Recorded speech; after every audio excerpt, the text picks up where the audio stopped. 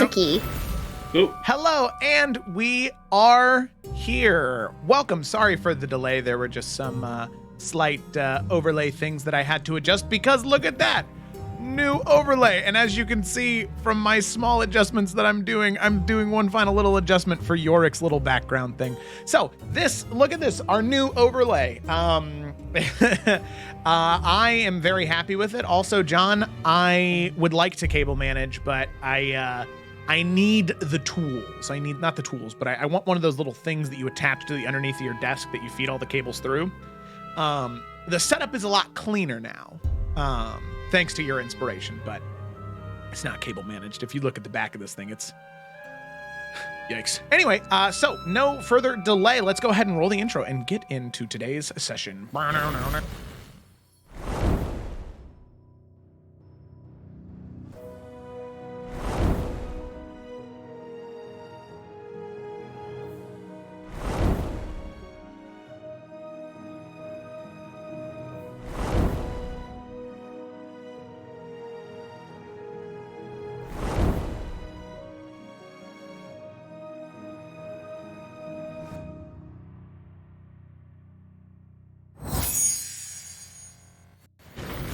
We are back. So with that, let's go ahead and dive into tonight's session. As is tradition here on Roll with Advantage, I do not do the summary before any given session.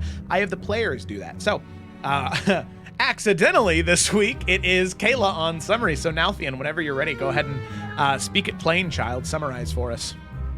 Sure can, dog. Okay, we're done with that. Session 53, Killer Cordyceps. The party battles the corrupted Amethyst Dragon, controlled by the also corrupted Archdruid William. An intense battle ends with Nalfian grabbing William by the throat and ripping the amulet free. To fully cleanse and hollow the ground. To fully cleanse and hallow the grounds, the party members presented a gift or advice to help Twig more successfully cast the spell. Lila recited a little poem, Nalfian gave the rose pommel of a sword, and Eurydice created sunshine and the ambience of a peaceful woodland. Twig, reaching out and even speaking with Elowyn herself, successfully casts the hollow spell and brings back life to the area. The Amethyst Dragon, no longer controlled or corrupted, gives thanks and presents the party with boons upon drinking its blood and consuming its flesh. Yuri is now immune to force damage. Lila can summon dragon wings, and Nalf has a pseudo-dragon named Tanir. After a wholesome Twig frolic, Lady Juliana and Tenny thank the party for cleansing the grounds. Twig is allowed to keep the staff and is given confidence that perhaps this could also work on Hosrin's Hollow. The party presses forward towards the College of Hearthcrest. While camping, Nalf asks Lila about helping him write a poem for Twig. They share a moment together as Lila reveals the complicated relationship she has with her own father. Nalfian promises that the party can help her stand up to him. Eurydice also gives Lila advice on how change can be good and or positive by showing Lila a collection of images of how Eurydice has changed physically and mentally over the course of being involved with the party. Nalfian then teaches Twig an old trick his wife taught him in order to better help her confront her fears. He shares with her his confidence in facing the Green Lady. Heading back on the road, the party collects some fruit, a nice bag of oranges, and hears about a strange man looking for the Forerunners of Fate. They buy some knickknacks and spend some time at this roadside market. At camp again, Alistair pulls Nalfian aside and reveals that he feels like his service would be better suited with the Children of the Flame and not on the front lines. Nalfian understands and convinces Alistair to share this sentiment with the group. As Alistair reveals this to the party fully supports Alistair, and we all see him off into the night. Later that night, a strange, ghostly figure appears to us at the fire. He is a long-dead lord of Iverion, and House Markle is using his family's tomb for unknown reasons, and he wishes us to get rid of him. If the party can cleanse the tomb, they will be rewarded. There is an old suit of armor and a crown once wielded by a great cleric there. He also provides the party with information on how to work the special symbols in order to gain access to the tomb. The party accepts this and carries forward until arriving at the location of the tomb crawling with undead. And that is where we begin our story. That is correct. So that is right where we're going to go ahead and pick up. All of you had made your way finally in to the ruinous area of this part of the northern region of Iverion. A region that Lila and Eurydice together had remembered from the small reading and studying that they did, that this was once the ruins of a great kingdom long, long, long ago, before the settlers ever arrived in Iverion some 400 years ago. You making your way through the ruins of the city, they seem rather undisturbed, untouched, except for this one area in particular. The area where you were told the crypts to this long-forgotten house was. You can see the long, interconnected mechanism jutting out of the ground. These sheets of marble or stone connected in some way with these arcane runes etched on top of them. Whenever the breeze comes in, you can see them give and move slightly. On top of that, you can see what looks to be 8 different enemies. You see 2 skeletal mages, green flame glowing off of their bodies. You see 4 swarms of skeletons just roiling over each other, bumping and clattering all over one another. And then finally, you see 2 massive skeletons, gargantuan even, standing maybe 20, 25 feet high, looming over the hordes of skeletons and the 2 skeletal mages. Now, the 4 of you, Lila, Nalfian, Twig, and Eurydice, you've entered from the southern entrance. You can see all these enemies. You've passed directly through that gateway. And now it's up to you to figure out what you want to do. So, you can hear the sounds of ambient night echoing in the area. You can feel the darkness and death and despair that floods the area from the infection of House Markle. So with that, for the 4 of you, what would you like to do? Okay, well, we got one thing. We'd like to summon Echonauf. Easy. Thank you. We can tell that where they're all kind of like standing, does that look like it can move? Is that kind of those symbols that the ghost kind of... Okay. Exactly. And so just from what the ghost showed you, you do have a pretty good idea of where to move not only the plates on the ground, but the arches above it in order to get inside the crypt. But the one thing that I'll notice, even from this far, there's no door. There's no tomb, at least. There's no obvious entrance in, aside from there's this sort of stone pedestal that's directly in the center. That is a focal point, but it's not anything that would lead you to believe that that's a doorway. Yeah.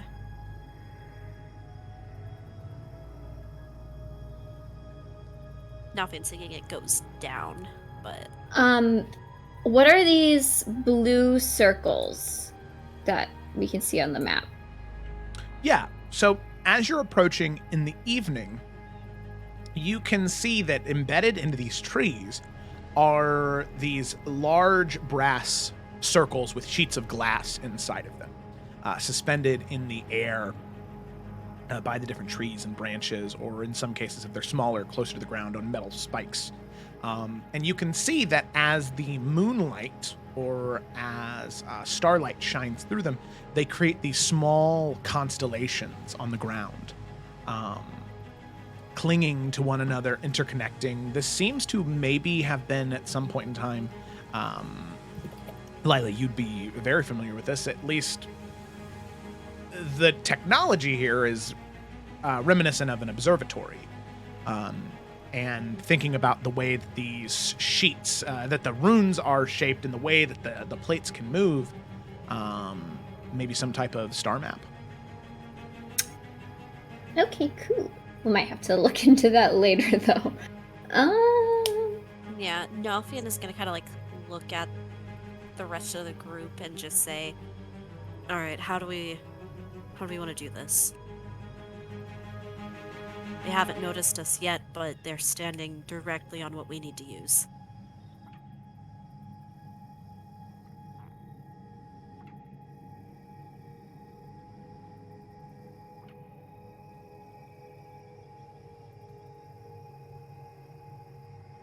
Stairs. I'm trying to think. Have we? So those are undead giant. Have anyone in this party dealt with any of these creatures specifically before? We know they're undead, but do we know much about them? As far as all of you are aware, none of you have ever fought something of this type and size. Because I'd venture to, right? yeah, these are gargantuan. So they're like the size of relatively of an ancient dragon. Like I said, they're 25 feet tall. So if you've ever seen Attack on Titan, like they're about that size. Yeah. Wow. Also, just because these are like house mark shit, do they have any notable runes on them or anything? That's a very good question. Go ahead and make a Beyond perception. just the giants, just anyone. Make a perception check. Since you are a little bit further away, it's a little bit hard to tell as of right now. That was not one. So I would say that from where you're at, even though you do have your sort of Gloomstalker vision, you do have the dark vision, it's just a little hard to tell.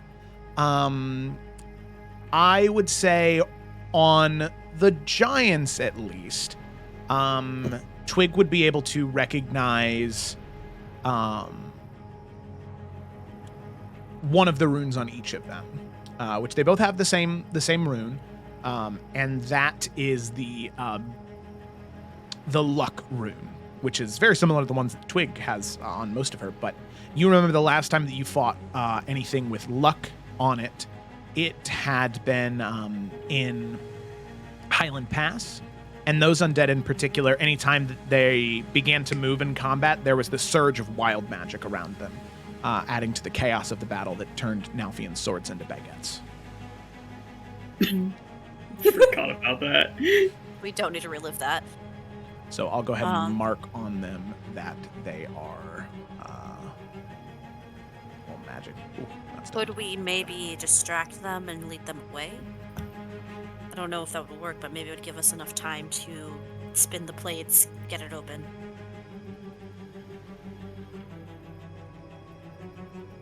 If we were to shine light into these things, would they reflect? Yeah, they would. I'd say so. Interesting. Okay. I don't know. Nalfian's trying to find a way to not fight these things because it doesn't seem like it'd be a good time. But we know the exact way we need to spin these, right? Correct. Yeah, so he's like just kind of explained like if we could maybe lure them away if we don't want to try to fight them, we can get in, spin shit, and get out, but I don't know. I don't know how smart these creatures are. Do they look like they are ranged? Or is it just close melee? So as far as you can tell, this is a little bit easier because this isn't delicate. It doesn't seem like any of the creatures have any ranged weapons except for the mages. You've seen these mages before. You know what they're capable of. Standard, higher level magic, akin to where all of you would have been when you were in Highland Pass, or maybe a little bit before then. So maybe 5th or 6th level spellcasters. But there's 2 of them. Lots of melee. So we could try and get them to go away, and my channel divinity, I can do turn undead. So if they all fail, let's say they all fail, they'll either die or have to flee. But is that a good idea? Because just to let undead around the town, just like running away amok, I feel like you're right. I think especially if we could get that. them to flee that way, like especially that way, that'd be great. I'll kill them all. Yeah, man, you're a high hunter. Get to it. Hell yeah. I But- mean, we could just flat out get a surprise round. I mean, I don't I want think to. we should do that personally. But how do we want to go? Yeah. Like, is there any way we can use the environment to our advantage since we have the jump? Well, I mean, if it's dark, Twig's already pretty much going to be invisible to them. So I was thinking about casting a few light things, but I don't think it'll Okay. necessarily consume the whole area. Yeah. But I think, like, obviously we're going to need to get closer to them because they are, like, 100 They're feet very away. far. No, it's not gonna do much. Lila could fly in there down to the little center thing, and I could cast. So one of my 5th level spells that I have today is called Dawn. Let me read it. Boop boop ba doop doop. Dawn. Shines down on a location you specify within range until the spell ends. 30-foot radius, 40-foot high cylinder of bright light glimmers there. Each creature in it must make a Constitution saving throw, taking 4d10 radiant damage on a failed save, or half as much on success. If you're within 60 feet of the cylinder, you can move it around. So I could just like start the round with that cylinder. Are they all Like, within swoop 30 in. feet of each other? Also, now if you're right, 40. yeah, I was looking at that. That is also a fireball range. So if we could both get those off with a surprise, might you do be- that, I do fireball, and then we should do like a sizable amount of damage.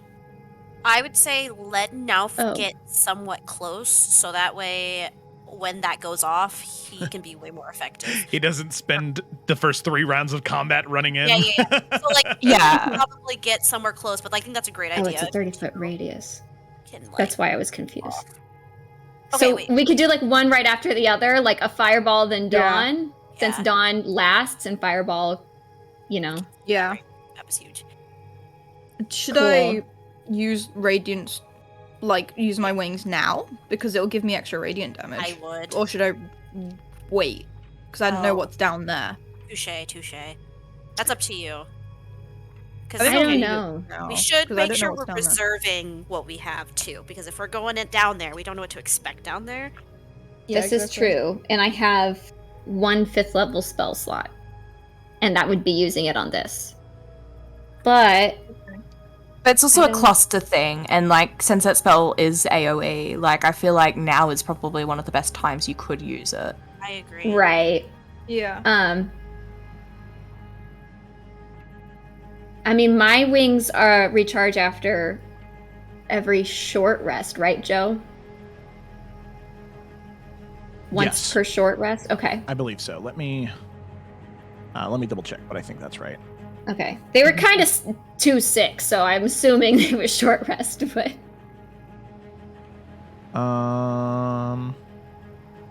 Summon dragon wings. No, I believe it was once per long rest. okay. You said short rest, I'm pretty sure at the time, but it might be.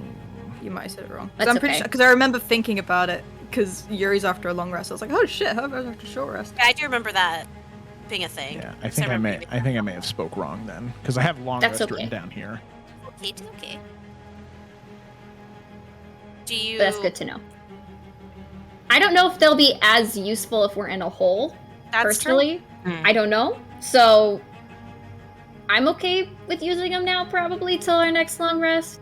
But I also don't want to use up everything. So, Could but we all just sneak up and hide behind like this, foundation? we could. And that way, no one has to fly. We can just move up. They have it. Yeah. And it's dark. Yeah, we could just sneak up instead. That's Yeah. also totally fine. All right. Yeah, I so- mean, and especially if we're sneaking, I can do pass without trace. Nice. Help with that as well. I think just to be safe, maybe 2 of us here, 2 of us here. That way, we're not clustered since they are mages over there. Yeah. Yeah, that's a good call. All right. Are we ready, team? Hell yeah, let's go. Quick So I guess- trace before we go in, Yeah. and then we sneak in. Yeah. Now it's gonna draw his weapons. And as soon as she casts Pass Without Trace, he's going to start moving. Yeah. Yeah, Lila will split over here. I'm guessing Twig wants to stick by Nalthian, so Yuri can go with Lila over to the left. Well, Yeah, I I was also thinking like divide our heals as well. Okay, I mean, I was thinking, well, I guess in that way, it'd make you guys clear, because it'll be like 2 shots from the same location instead of a shot from one, like giving away your guys' location as well. If we stay over here on this side. Like. Yeah! Yeah. Strategizing. Right, down move now here. Roll up.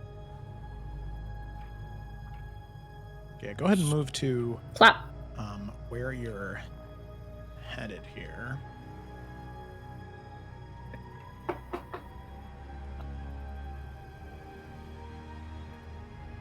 Okay. So, real quick, what I'm going to do now, knowing which direction you were going to go, I'm going to move everybody. Stop moving. Sorry, I just want to make Sorry. just put things where it goes. I'm going to move all of you back just a little bit as you went to split up. Because right as all of you cross this threshold right Fucking alarm. here, none of you had thought to check. None of you had thought to look. As I would say, Twig and Yuri, you're the first people to feel this thin wire right at your feet. A magical beam of energy made from copper that Yuri and Lila would recognize as the spell Alarm. And as you do, you hear there is a loud ringing bell right about where you are. And then on top of that, you can hear a loud ringing bell happen right up north at a similar distance from the undead. So with that, you hear the alarm go off. All of the undead sort of split their attention one way, facing another way. All of the undead are aware of where you're at. And with that, I would like all of you to roll for initiative. Should have Oh, flown. look. Bullshit. Damn. I call bullshit. Whoops! You're right. 17 for Yorick. Okay, 17 for your Unnatural 20 for now. The end. combatant. 15 for Lila. Okay. Okay, give me a second here. You said unnatural 20 for Nalthian? Yes. Okay. And then 15 for Lila? Mm-hmm. Nice. And then 11 for Yuri. Yeah. And then I suck. for Twig? 13. 13. Okay. Alrighty. So with that, the undead, aware of you, aware of your surroundings as you begin to approach, we'll go ahead and dive into combat. Let me go ahead and transition here, and hopefully this doesn't look busted. Are the mages the 2 smallest Nice. tokens? Correct, yeah. The mage is Okay. easily identifiable as the smallest tokens. Oh, wow, actually the battle map screen looks cool. It's really clean. It's funny, though, because I'm the only real human next to, like, all of Andy's art, so it's just really funny. I feel like I'm in a Muppets movie right now, where I'm the only human and everybody else. Or am I a puppet? Am I a man? I need to actually, maybe for combat I should have Andy's art of me. Yeah, maybe. Oh man, we love the effect. Nice. Okay. All right, cool. So we'll go ahead and dive in. Let me go ahead and move this real quick, just that way the combat tracker is visible. There you go. Yeah, there you go. The tokens on the side is good enough. Okay. All right. So we actually start up at the top with, let me go ahead and update your initiative, Nalthian, because yours should be 20.2, not 20. So you should be going first. Okay. So with that, Nalthian, you are actually up first on the turn order. You can see the skeletal mages, both of them turn and face where 2 of the alarm bells went off. Where some of the skeletal swarms turn north. And I would say Twig and Lila, having the highest passive perceptions of the group, excluding Yorick, you do hear what sounds like metal scraping coming from up north. The sound of plate armor that is well kept, not rusted, like what undead would be. So there is some other type of person here that is wearing some type of heavy plate armor of some kind that can scratch and scrape up against it. So with that, Nalfian, it's your turn. Okay. Yeah, Nalf will kind of like look over to Eurydice and Lila just for confirmation that we're still gonna try the plan. So he's gonna nod and not jump in there. Instead, he is going to... Yeah. God. He's not a ranged guy, but that's alright. He's gonna throw his back up against the foundation here. Nice. Pull out his longbow and take aim at the wizard. Ah, the mage, yes. Yes. And make a first attack. Nice. That is a 19 to hit. 19 to hit, that hits. Nice. Now, does Dawn's Wrath work on my ranged attacks, or is it just my melee? I think it's you. just melee attacks. Alright, no worries. First attack. That's another 19 to hit. Okay. And that was 9 points of piercing damage. Yeah. And then 11 for the second attack. Nice. Okay. So with that, 2 bolts both fly, jamming into the skeleton, these sort of flames kind of exploding out, ghastly, burning away the arrows in their entirety. As they turn, see you tucked behind the corner. So we'll go ahead and say that you behind here, from any of these people, we'll say that you have a half cover from them. So let's give you sure, this is half cover. There you go, magic shield. Good job. All right. And then Echo Nalf is gonna basically stick near Twig this whole time, so he's just gonna stay where he's at. Okay. All right. Sounds good.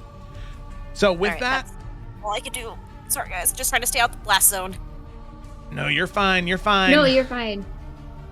Well, I don't know. We'll I said see you're if fine. it- Like I'm on the team. We'll see if it works. I figured, like, might as well, like, Yeah, try, and if it doesn't, we didn't really lose anything, so. for sure, for sure. Okay. Alrighty, so this Skeletal Swarm up here is going next. It's going to run immediately up here towards Yorick. The Swarm is just barely able to barrel past. There's like 9, maybe 13 skeletons all clumped together, crashing and rattling into each other as they immediately, like, just toppling, falling, getting back up, running, begin to swarm towards you, Yorick, all the way up here at the top of the map. So they're not able to get far enough to swarm you, so they're to surround you on all edges. So they're not going to get the flanking bonus to these attacks. So it'll just be 2 straight slash attacks as all of these scimitars just begin flying out towards you, trying to clash and clatter into you.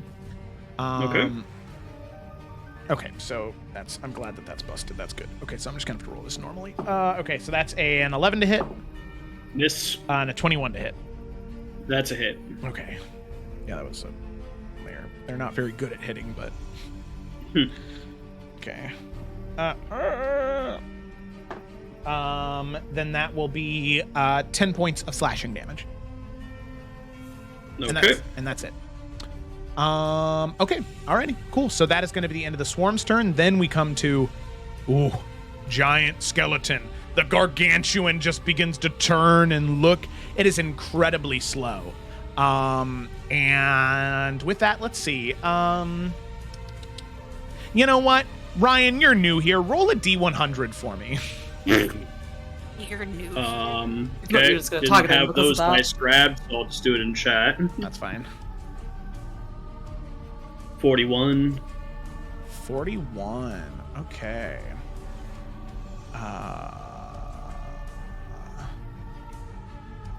Just gonna. Yeah, here we go. Oh, that didn't work the way that I wanted it to. That's okay.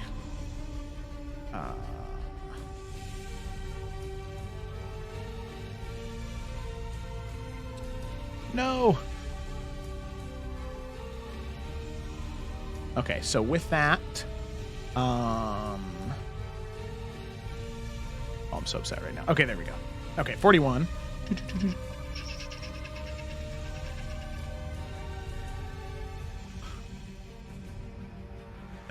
All right, very nice. So with that, you can see the wild magic coursing through the giant's body, you can see there's this flash of this translucent white magic, kind of like clouds, begins to envelop around it as this giant is now under the effect of the levitate spell. No. Wow. Oh, Oh, Ain't nothing. no. That's tragic. Mm.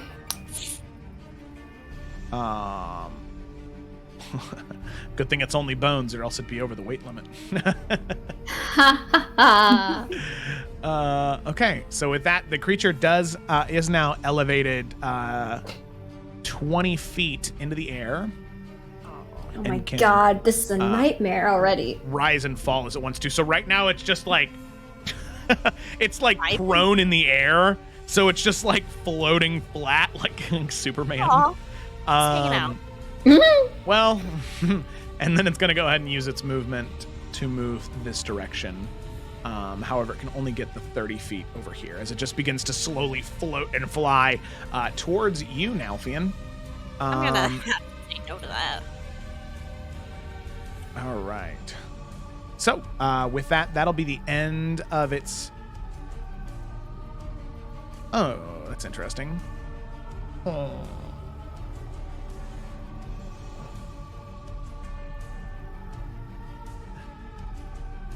Okay. Let me read something in Levitate real quick. Spend the unwilling creature can only be pushed pulled.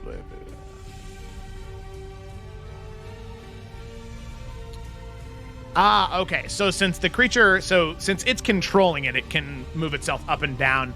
So what it is going to do is you can see it come down just a little bit and bring its hand down into the earth and kind of scoop up a mound of rock and debris, and is just going to throw it at you, Nalfian. So you can see this big chunk of rock and debris just get tossed in your general direction.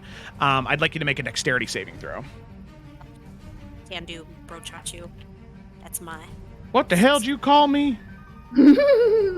save. Dex save, yep. 21. Okay, that is a success. So, you're able to dodge out of the way of most of the Am I covered a little bit by the thingy, or? you are. I think that half cover gives you like a +2 bonus to dexterity saving throws. Ah, well. I mean, I passed it, so it's okay. Yeah. So you take 16 halved to 8 points of bludgeoning damage as the rock slams into you, but luckily you're able to dodge out of the way of most of it, aside from just a little bit of concussion that happens from the hurling of the rock. Got it.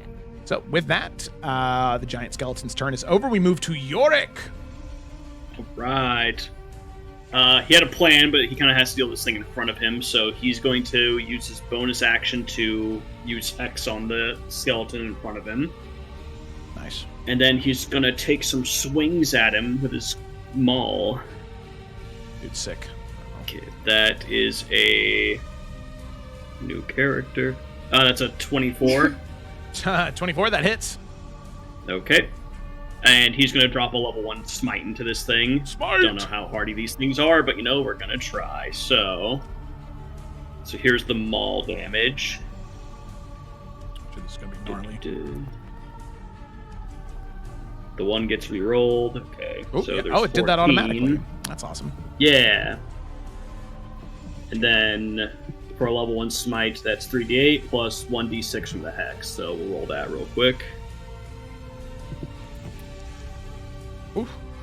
Nice. 17. Okay. So 31 points of damage. There we go. Okay.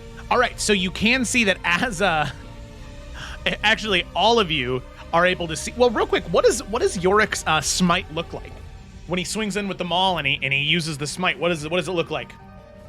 So basically, when he just lifts up his war club, basically, and he smashes into this thing. At first, it doesn't seem like anything happens, but where the kind of crushing impact was, there's this glow of light, and then it just glows golden white, and then there's a secondary explosion that happens as the smite takes effect. Nice. Yeah. Okay. So, with that, as you do swing in and crush away at the skeletons, channeling that divine magic into it, all of you can hear that explosion, the divine energy, as well as the seeing some of the shrapnels of bone fly up maybe 15, 20 feet in the air, because on top of using the divine magic, you're also using a bludgeoning weapon. So the bone shards just go flying as you knock down maybe 5 or 6 skeletons in this horde, and you can see that it does weaken significantly. So it seems as though it's not going to have nearly as easy of a time dealing damage now with half of its forces depleted. All right, and then we're gonna take a second attack. Uh-oh. That ain't good. Yep, that's higher. That's higher by 1, so that's a hit. Yep.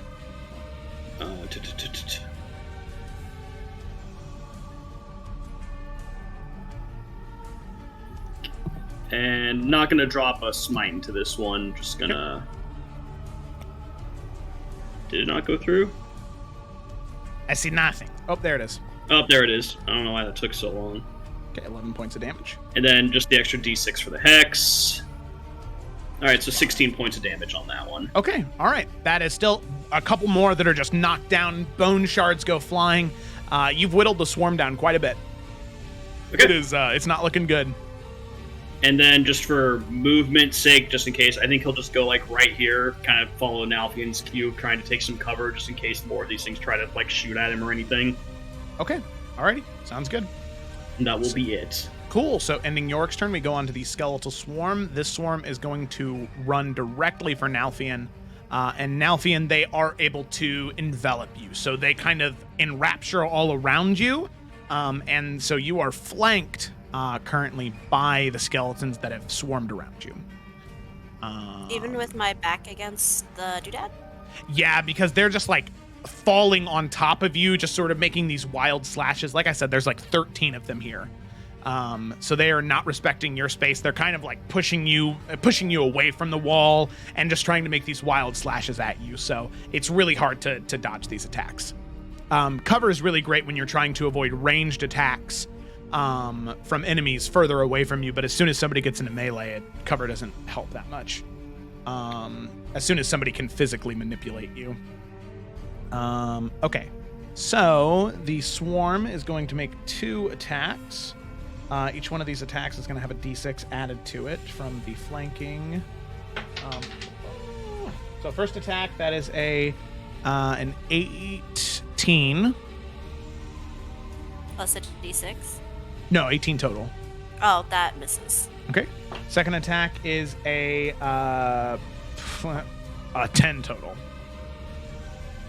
Oh, that also misses. Yeah, so both miss. So with that, the Skeletal Swarm, they kind of wrap around and they try and make these rapid slashes up against you. Rapid, yeah. Yeah, these rapid slashes up against you, but luckily Nalfian is just too dexterous. He is too nimble, too lithe. He's able to dodge out of the way of these slashes and cuts, and he's able to parry and block like nobody's business. All right, so with that, Lila, it is your turn.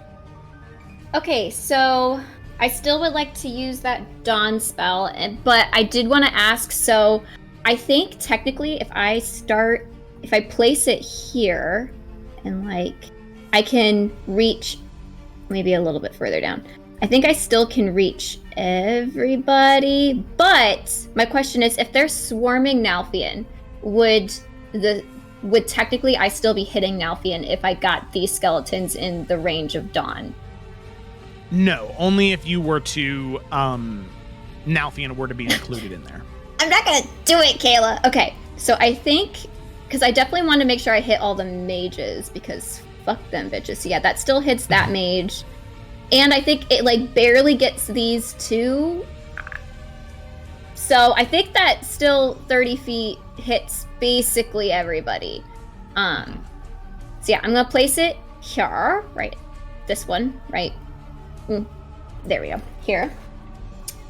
So I'm casting that. I don't know if you want me to, I believe it's a Constitution saving throw, and it's 40-10 radiant damage and half on a failed save. Nice. Okay, let me go ahead and drop a template down, just that way we have it. Cast.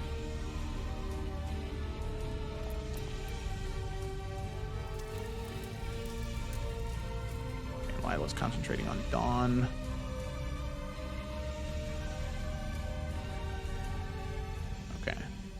Boom. Look at that. Dawn. Okay. So all of those creatures within there need to make the Constitution saving throws. Yes. So we'll do con. So the Swarm by Nalfian, that is rolled a 17, so that's a success. We'll do the 2 giants.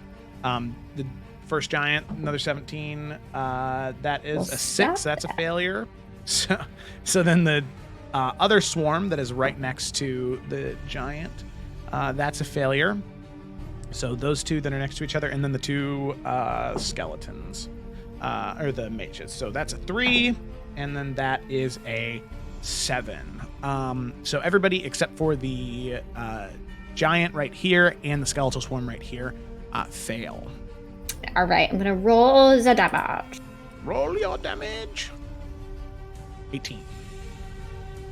Oh, I mean, that's fine.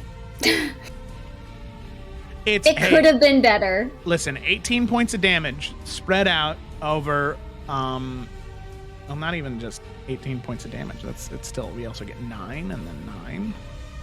It's a good amount of damage. Does radiant damage do more to undead? To these undead, it seems like no, it does not affect them anymore. Boo. Okay, Than that's normal fine. damage. They're not resistant to it, so that's good. All right. Cool, Yep. cool. So there you go. Burning away. Oh, and then a creature must also make a save at the end of its turn when it's in the cylinder. So, and if I'm within 60 feet of the cylinder, I can move it up to 60 feet. Holy shit! As a bonus action. So Wow, you can really laser beam that thing. yeah, there we go. Moonbeam, get out of the way. He ain't nothing compared to Dawn. All right. Okay, all right. Anything else, Lila? I'm gonna move. Will you? Yeah, because clumps are bad. I'm gonna go over here. That's what I'm gonna do. And now I'm over there. That's what I'm gonna do this turn. I done.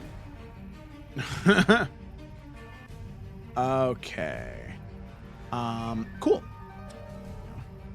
So, Lila, you move over and we move on to another skeletal swarm. However, you moved over there. This one, seeing you, is able to get right over to you and it is able to envelop you. So it's going to be the same thing, 2 attacks, but with the added d6 because they are right on top of you. So that is a 14 plus a d6, 18 total. Yeah, my AC 17. And then 11 plus a d6, so 13. So second one misses. Okay, cool. So as they just begin to make these rapid slashes into Lila, she is going to go ahead and take 12 points of slashing damage. Okay. Alrighty, and then we move on from there to the giant skeleton over here. I would like Lila, since it was just your turn, I'd like you to roll a d100 for me. Okay. Also, I do need to roll a save? Concentration check. Yeah. Yeah, so what do you... Is it just a d20? It's a Constitution saving throw. Okay. And then the DC is the damage halved to a minimum of 10. So it would just be 10 on the con save. Okay.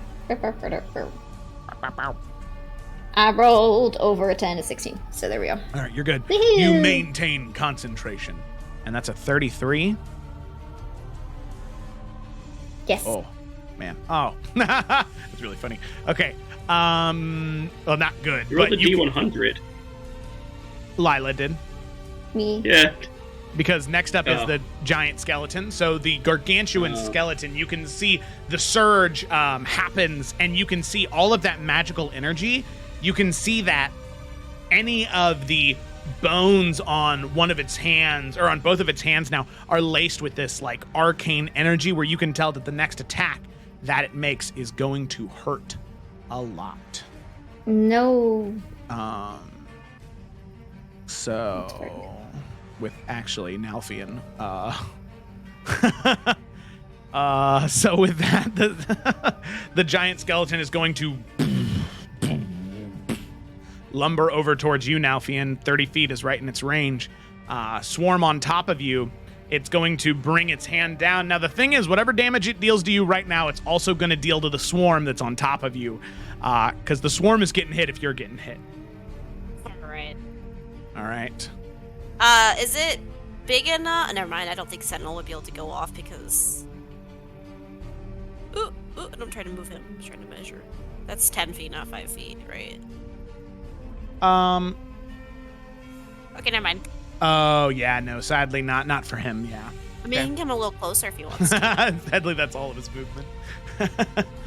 Okay. All right. Here we go, Nalfian. The fists come clattering down. So that is a 18 plus 8, 26. Yup. All right, so this next attack, based off what Lila rolled, I don't even roll for damage. It just automatically does max damage. Wow. I'm sorry. It's alright. Ouch. That is 23 points of bludgeoning damage. Lame. Okay. Was the fish come? The fish. We will never sleep. Not the Sleep fish. for the weak. Was that 20 fish. together? 23 points of bludgeoning damage come crashing down, slamming into you. However, he also does 23 points of damage to the swarm. As you can see, the swarm, so many bones just go flying up into the air as they just completely are torn apart. This skeleton swarm around you, Nalfian, you can tell now it's like lightened. It's thinned out quite a bit, so you can tell that the swarm is not nearly going to hit as hard as it once did. However, the giant skeleton does get a second attack. However, the magic has dissipated from its hands entirely. And the second attack is a 6 plus 8, which is not a hit. So that time, as it comes crashing down, it tries to go in for like a side swipe, and you're able to duck out of the way as it slams its fist directly into the arching pillars off to the side, as you can hear this like creaking and cracking noise coming from underneath the ground as it makes contact with the pillars. From there, we move on to another skeletal swarm. But that creature ends its turn in dawn, so another con save. Yes, it does. Yes, it Got does. him. Oh, shit. That's a natural 2. That's a failure. Woohoo! Full damage this time. Maybe you'll roll more damage. Maybe. And you did! Yay. Yeah. Woo! Nice. You did it. I did it. Okay, so then we have another Wow. skeletal swarm here. Uh-oh, Yorick. What? Second skeletal swarm is just going to run up next to you. It's not able to encompass you, but you are currently flanked on both sides by 2 separate skeletal swarms. So it is still going to get the D6 bonus there. So first attack is a 15, which is a miss. Missed. And that is that's 15, which is also a miss. Aha! Miss! So both of those miss as they just make these rapid slashes. You can tell that these creatures thrive when there are many piled on one person at one time, but they just did not have enough movement to get to you. So with that, we move on to Twog. Okay, so Twog. Twog, I guess helping Nalfian out so then he can hopefully just deal with the giant zombie thingy. Gonna just aim at Swarm, take a couple of shots. That was sucky. Why do all my dice suck all of a sudden? No. It was a 10. Oh, that was cocked. Okay, that's better. That's on that 20. That will hit, yeah. And that is 8 damage. And this was to And- the skeletal mage or to the giant? No, to the swarm thingy. The swarm thingy. Okay. 8 Yeah, damage. yeah. Nice. Bolt goes flying, hold on, let me cracks just through 5 or 6 of them. You can see rib cages breaking and snapping. Good amount of damage. Yeah, and then that also gets the extra D8 thingy that I forgot about. So that's an extra 5 there. Extra 5. The umbral energy cracks through the bolt as it slams into some of the different skeletons, breaking even more rib cages. And then second attack, because I get the 2 thingies from the dreaded thing. The 2 thingies from the thingy? Got it? Yeah, the 2 thingies from the thingy. Yeah, you get me. I don't need any more detail. That's it. No, you don't. That's 25 for 6 extra damage there. Okay, that will hit. And Okay. that's a good amount of damage. Swarm is still standing, but you can see there's only maybe 3 or 4 of them left. And then, just to hopefully get a little bit further away, I'm gonna just kind of head up here and kind of curve around as well. And he. I didn't realize I said that as the Skeletal Swarm. Nice. Okay. Okay, alrighty. With that into Twig's turn, we come to Eurydice. What'd it do? Right, cool. So, there's so many. All right, I'm gonna fireball because why the fuck not? So I'm gonna move a little bit because I'm gonna just move to like there, and then put a fireball like right about here. Okay. So that I can get this swarm without hitting Nalf, and then this one, and then this guy as well. Nice. So they all need to make dex saves. I already rolled it, but I'm gonna re-roll some of the dice because I don't like it. I'm using sorcerer points. I'm not just re-rolling because I don't I was like like, oh, that's a fun concept. I didn't realize you could do that. Okay. Boom. Explosion. Fireball. Oh, God, there's so much chaos. Okay, so DC 17 for all these peeps. These are dex saves, too. So Giant Skeleton that is levitating succeeds. Skeletal Mage fails. Skeletal Swarm fails, and other Giant Skeleton succeeds. Okay, well, get ready for this because this is pretty fucking good. I'm very proud of myself. It's 42 points of damage. Oh my god. Yeah. Hell yeah. Proud. 21 success. Proud. Fucking yeah. Okay, all right. So 42, so 21. Okay, for the Giant Skeletons. Get fucked. So with that, the Skeletal Swarm on top of Nalthian is dead, and the Skeletal Mage, who never got a turn to go, is also dead. You can see the magic leaving their bodies, bones crackling and turning to dust and ash, as they no longer have undeath to power them. Woo! To sustain them. All right. Okay, then I'll back up a tiny bit because I'm scared. Okay. This is big. So now we come to Skeletal Mage over here. Just watch the best friend get murdered. That was fucked up, guys. I'm sorry. They're undead. It's fine. You think they don't They have don't get to feelings? have best Not friends. really. I think they're gonna be fine. It's fucked up. It's real fucked up. Okay. I think I'll find a way to sleep at night. I'm okay. Felicity's my favorite. Thank you. I wish you could see my face right now. I'm Devastated. okay.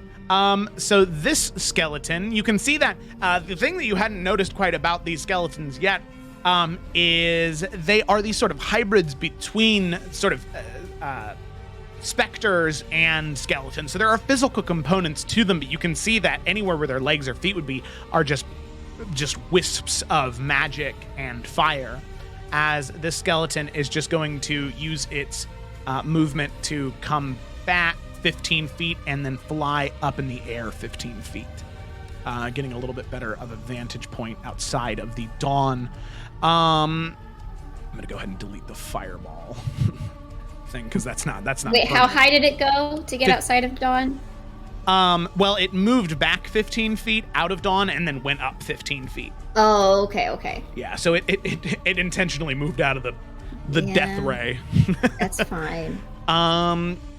And then knowing that the giants are going to have a little bit of a harder time, it's going to take aim at you, Lila, and it is going to go ahead and cast Scorching Ray at 3rd level, and it's going to target all 4 beams at you. Do I get any cover from where I'm at, or nah? With it being levitated up in the air, that angle, it like peeks right through the Okay. crevice there. Okay. Does it also hit the Skelly Bobs or Scorching Ray, since it's a targeted just at Lila, yeah. Gotcha. Not nearly as big of a deal. Or not big of a deal, a big of an attack. Right. Okay, so the first one, that was a 2 to hit, so that's a 7. Miss. Nope. That is a 19. Second one. Yeah. 24. Third one. Yeah. And then a 22 on the fourth one. Yes. Okay, so 3 of the 4 hit, or a total of 66 damage. Oh. Holy shit. I'm dead.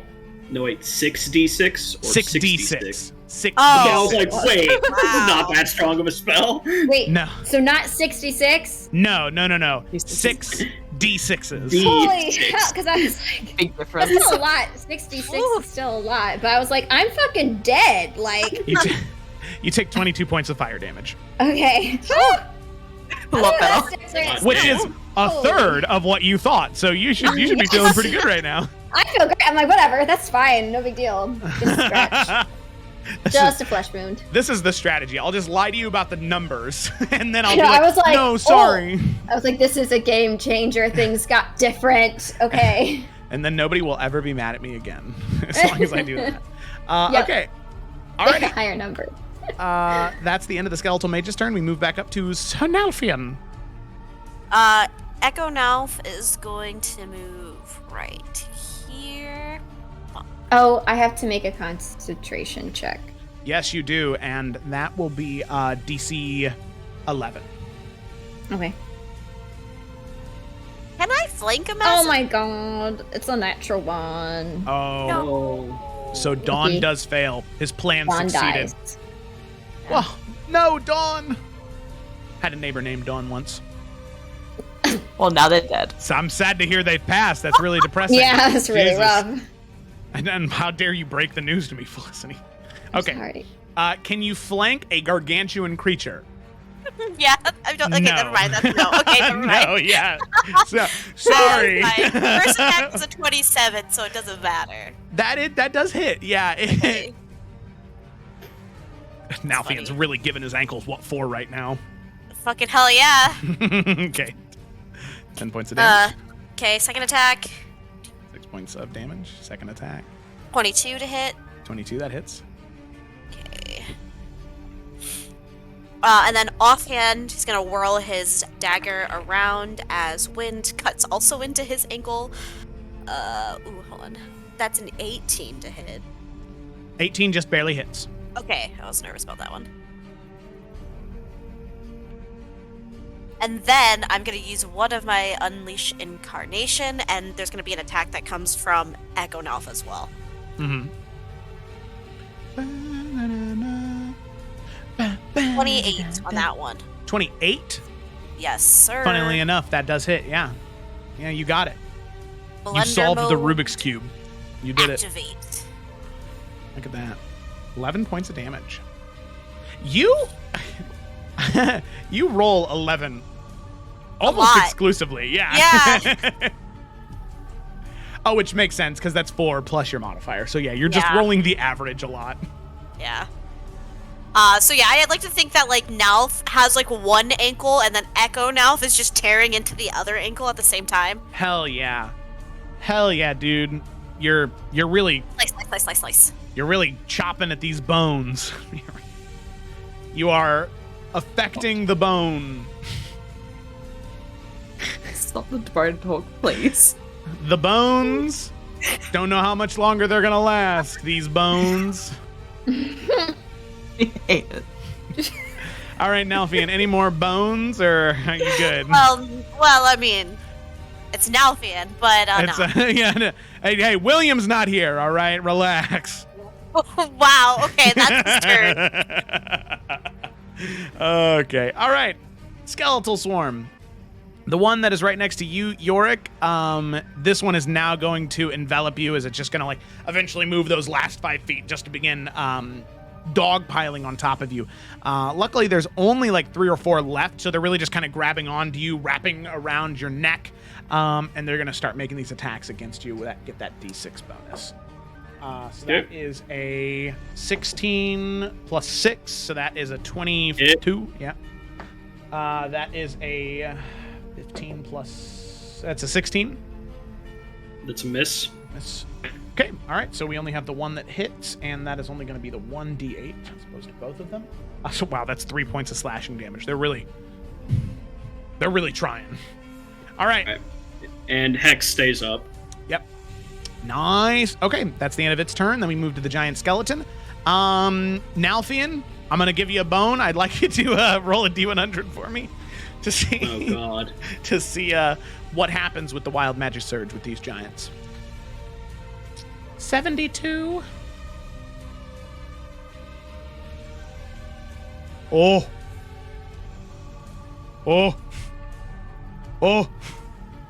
Use your words. That's funny. Okay.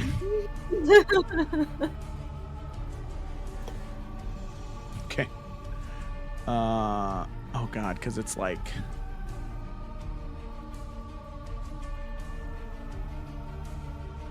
Okay. So everything you can see in the gargantuan skeleton's chest, there is this like singularity, almost this just swirling mass of like black and purple energy that begins to get smaller and smaller and smaller and smaller, and every creature within 30 feet of the giant can feel this like gravitational pull towards it, as every creature within 30 feet is pulled in direct contact with the giant. So the swarm is dead. So Nalfian, that would be you as well as the other giant. Oh my God. Shadow Nelf is not taken, and the skeleton mage is also taken over here. Oh God. Now it's uncomfortable. This is terrible. It's Nalfian. You were giving those bones hell, but now there's too many bones. Oh no. Bones. Yeah. Too many bones. Okay. And now That Nalfian. might change my approach here. Yeah. Now the skeleton is going to look down and see fresh meat on both sides, and then is going to make one slam attack against Lila and one slam attack against you, Nalfian. It's a little That's fucking rude. Well. Like the Okay. difference in our reaction. Lila, that is a natural 20. Okay, well now, guys, I might be dead after this. No, So Can I take that instead? Can Elfin, like, damn. No, Nalfian, it's too big. give it to me. It's too big. All right. And then Nalfian, that's a 13 to hit. Does that natural 20 also happen to hit the swarm that was swarming me previously? Oh, they were swarmed on top of you, so yeah, it does. They were, yeah. Nice. Get a little something from it, at least. Hit them too. I'm taking you son of a bitches with me. Yep. We're going down together. Okay, so automatically that is 18 plus 3d6. Ooh. Oh. 4. Oh, yeah, I can a sentinel attack. Yes, I can. Fuck, thank you, Ryan. You're the best. I got you. So Lila, that's going to be 25 points. Yes, sorry. I am. 30 points, sorry. Oh, only 30 total? 30 total. Okay, I'm okay. I'm alive. 19 to hit, that hits Nalfian. Whoa, hold on a second.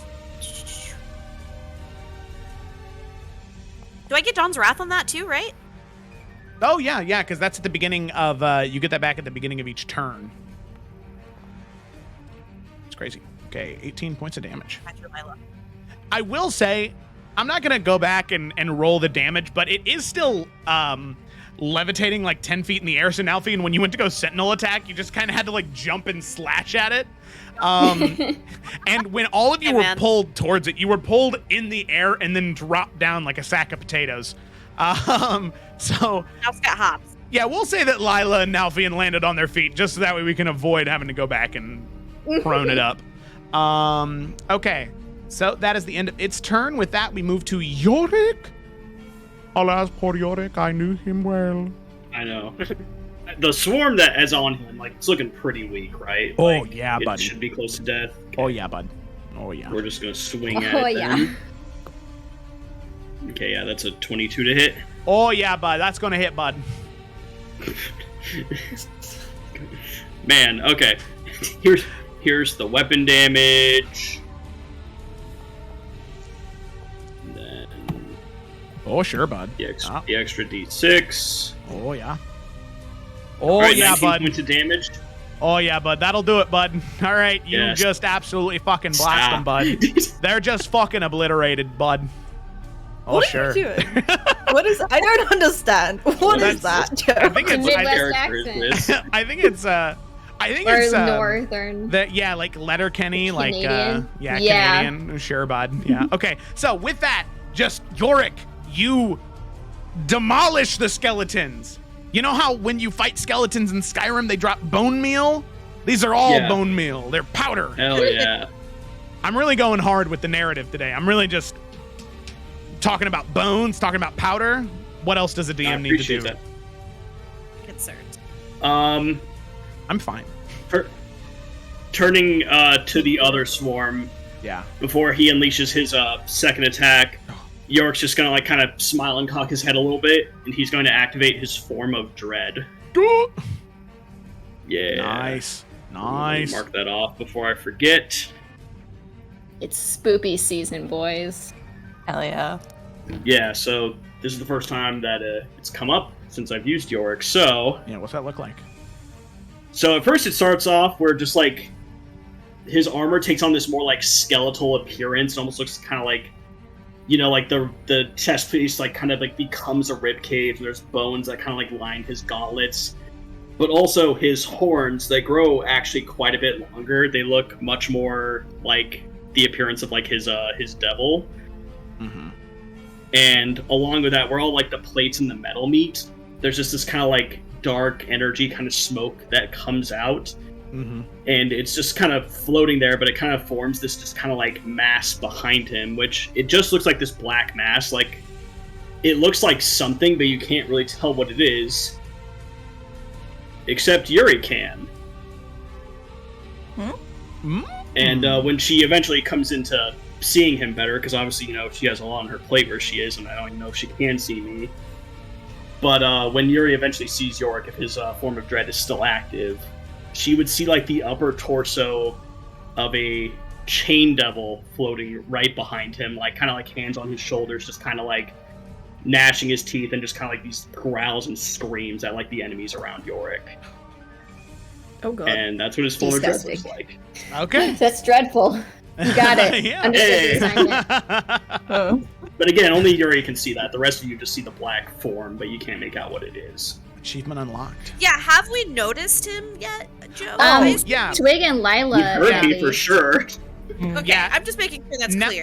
Nalfian, at this point, you can definitely see him because you're a lot Okay. closer. And Lila, even though you hurt really bad and you might have a broken forearm, you also can see him pretty clearly at this point. He's fighting the undead, and he does match the description of the guy which, by the way, small addendum, that guy would have said, because it happened in the one shot, he would have said, seemed like a nice guy, saved my life. Huh. And then moved on. He would have tacked on that part, like in nonchalant, All right, you know. I'll note that. Yeah. So, after activating the form of dread, I launch my other attack at this swarm, and that's a nat 20. Oh my goodness gracious. Oh my And god.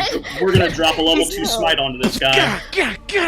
Right, it served your I want it dead.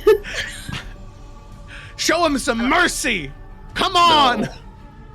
Oh God of no! mercy. Here comes Yorick with the steel chair. The steel chair. Okay. What are they so doing hang on top of the Hell in the Cell? What is the Undertaker doing? Oh no! Okay, so sorry, I need to do math real quick. Go so, for it. I'll stop. second level smite, that's 4d8 because it's undead, so that's 32 points of damage because it's crit. Plus the 2d6 is another 12, so that's 44. Right? Okay, so then... Yes. Okay, so...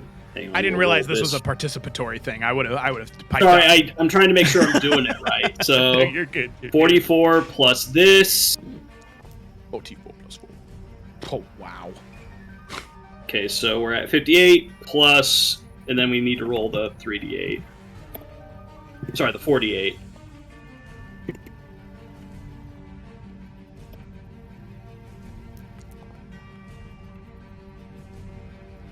So that's 73 points of damage. Yeah, that's enough. This thing is untouched, but with one massive divine blast of energy, this creature is no longer living. No longer fueled by undeath. One hit KO. Fucking got him. Fucking decimated, dude. Hell yeah. Dead. All right, and then with those two dead, Yorick is going to just make his way 30 feet into the center to try and catch up to where the rest of these things are. And you see the two gargantuan skeletons just still looming over Nalfian and Lila. Attention now turned to you. Oh, that's bad. Is that what Yorick says? Yeah. Oh, that's bad. I think Nalfian and Lila being close enough, they'd hear that. Oh, that's bad. Yeah, this dude has this horrifying image, just like, oh man. Wow. Oh shit, that's not good for them. Okay. Glad it's not me. Okay, all right. So that skeletal swarm is dead. Lila, it is your turn. That's really unfortunate because I had like 7 ideas and now I'm at a loss. Uh-oh.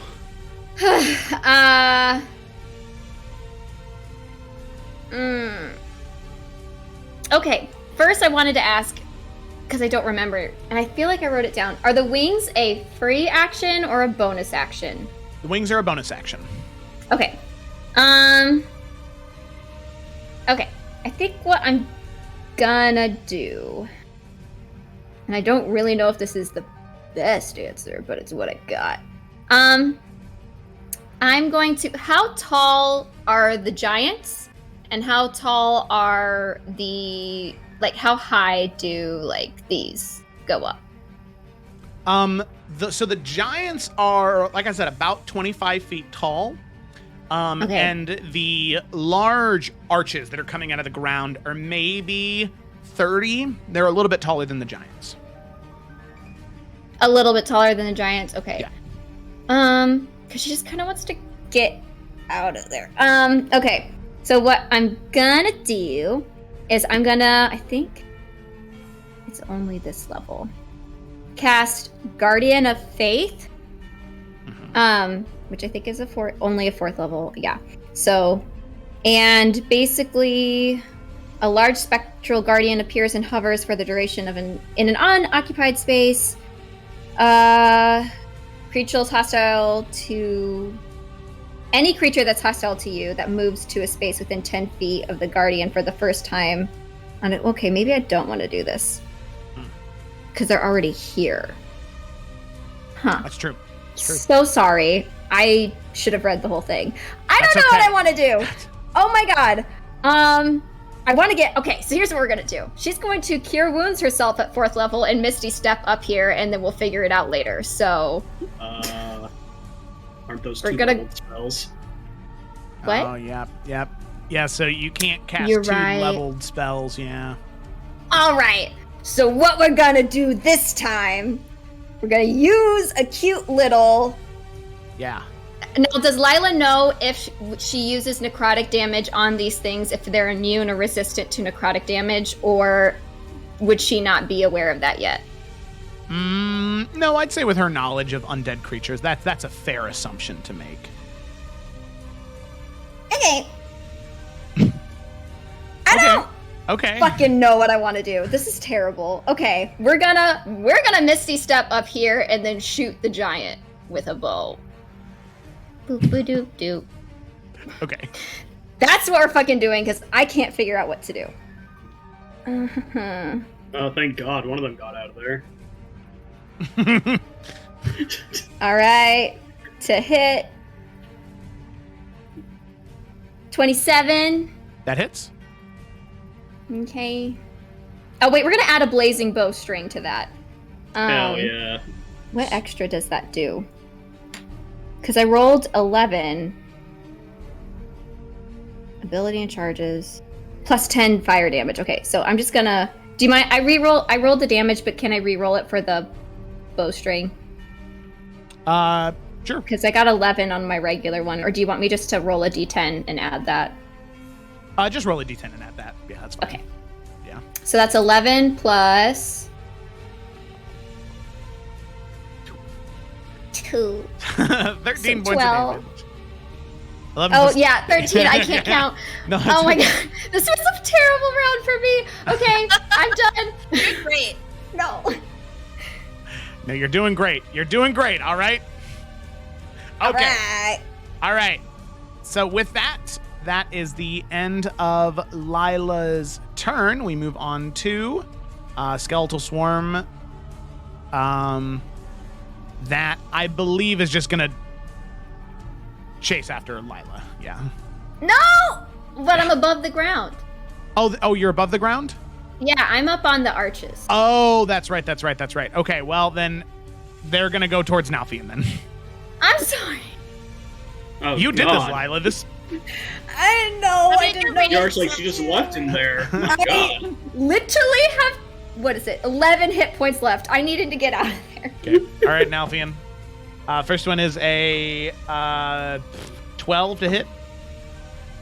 Second There's a one miss. is a 15 to hit. Both misses.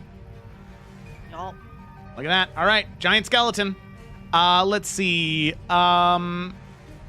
Eurydice, could I have you roll a D100 for me? Oh, fuck. I keep don't- forgetting I don't about want this. It's scary, Joe. 25. 25. What's that?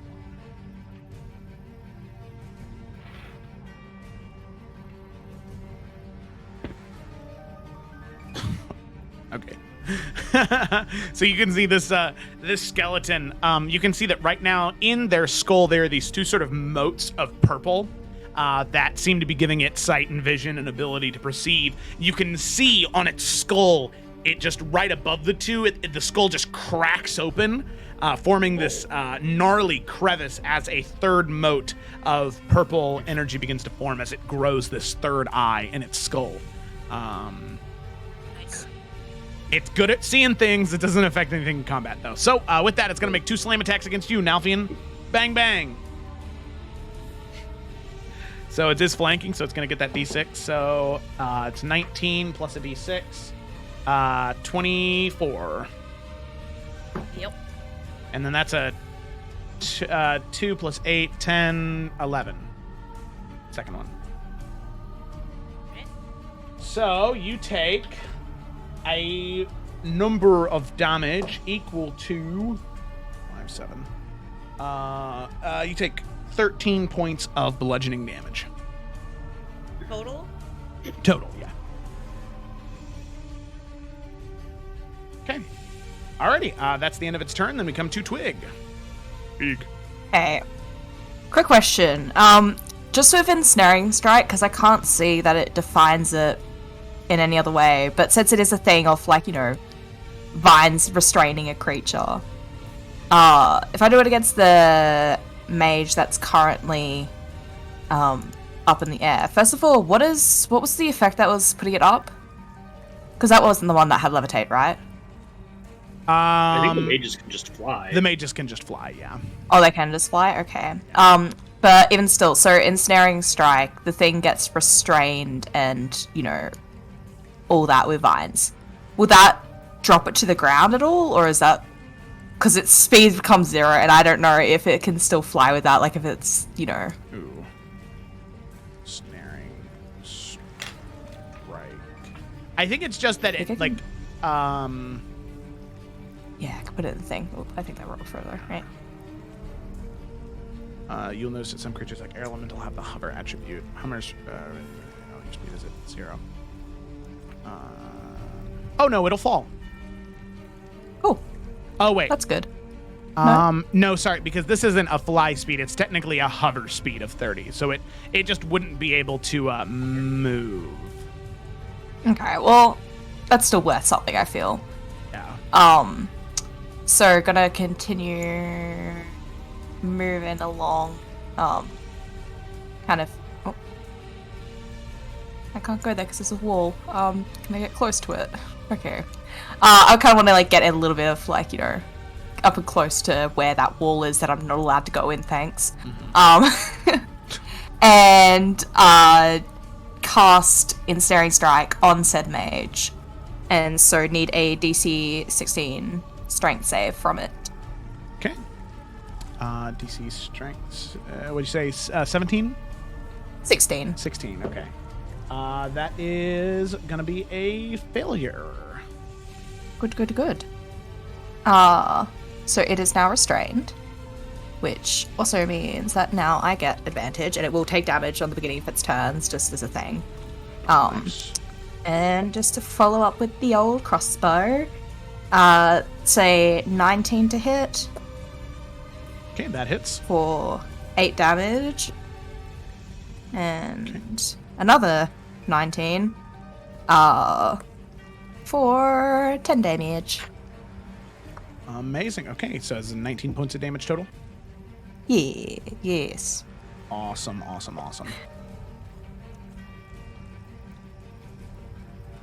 Okay.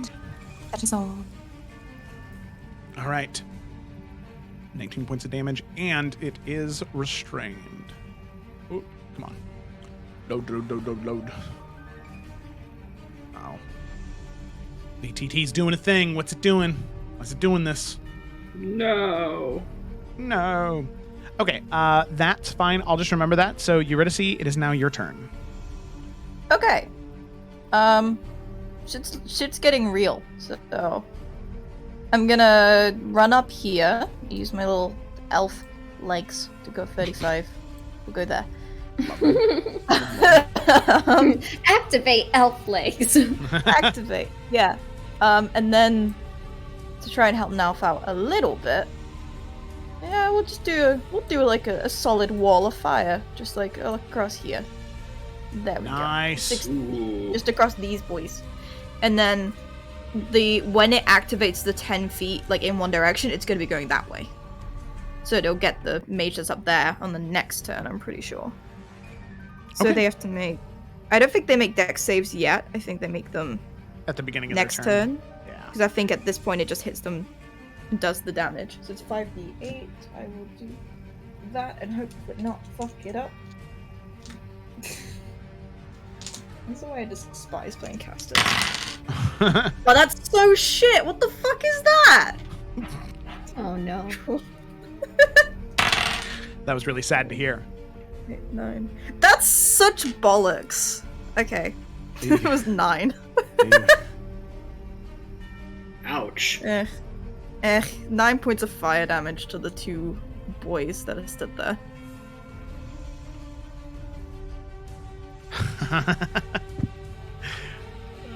Wait, no, they do make dex saves. My bad. Or they take half. Okay. If they succeed, they take half, which would be so fucking painful. Okay, so the first one, that is a 16, I believe is a failure. Failure. Yeah. Second one is a 14, so it's both failures. Yeah. So what was the damage again? It was 9.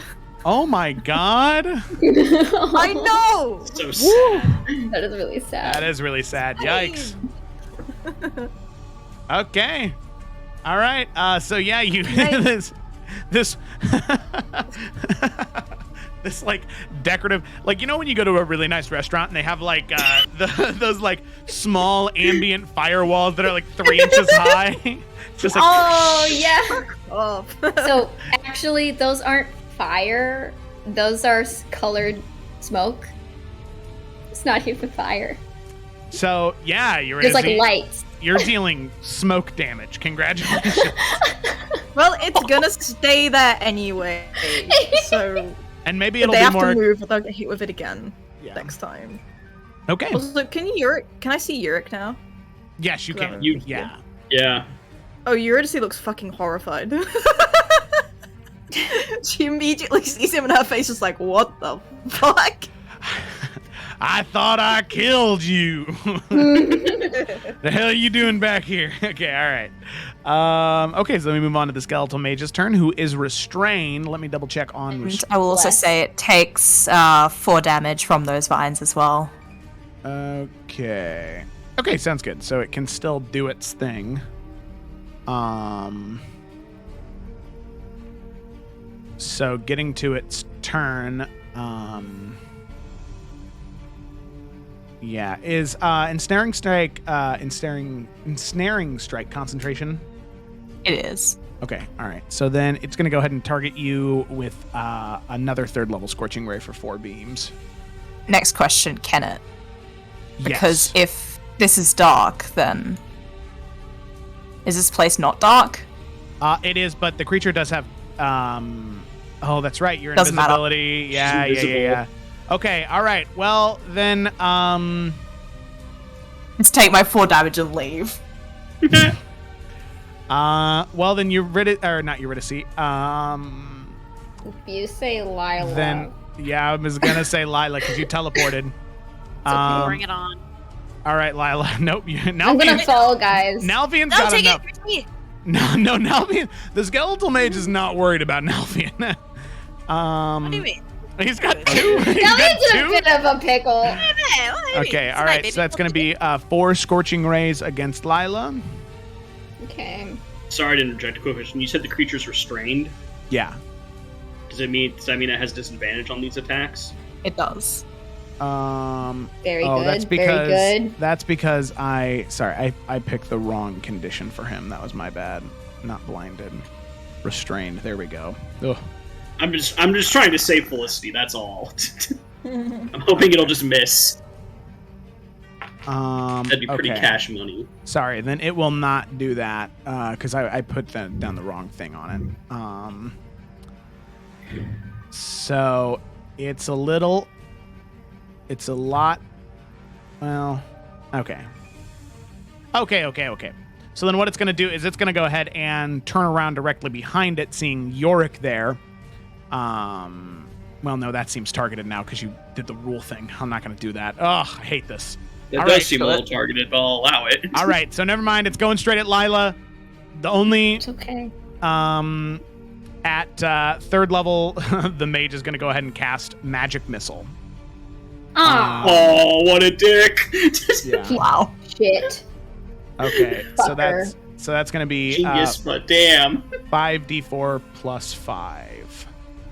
Oh my god. Maybe he'll roll all ones. No. That is not what happened. 19 points of force damage. Yeah, she's down. No! And she's on top of the thing. Yes, Don't I'm on roll. the thing. Bitch. Oh no. Because I wanted to get away from things. You're But safe up there, right?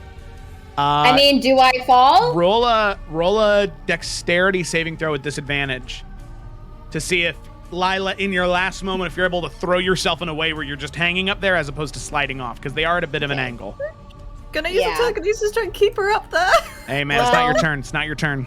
The first one's a 7, and the second one's a 13. Okay, alrighty. So with that, Lila begins to slide off and fall. Slippy slip slip. I slide all the way down. That's how I'm coping, okay? I'll put myself on mute. Okay, so they're 35 feet up in the air. So I would say Lila will hit the ground at the beginning of her next turn. Okay. All right, Nalfian, it's your turn. That guy, by the way, he didn't get out of the area. He takes 5d8 fire damage. Hell yeah. So I'll roll it, and hopefully it's not shit. Oh, okay. So he takes 14, 20, 22. 22. All right, sounds good. So that was the Skeletal Mage, right? Yeah. All right, second Skeletal Mage is dead. Hell yeah. Good job. All right. Out of the 3 things surrounding me, what looks worse? The giant right here. Great. The Nalfian bones is are going to turn- cracked and broken in a lot of different places. All right. He's turning his attention to that thing.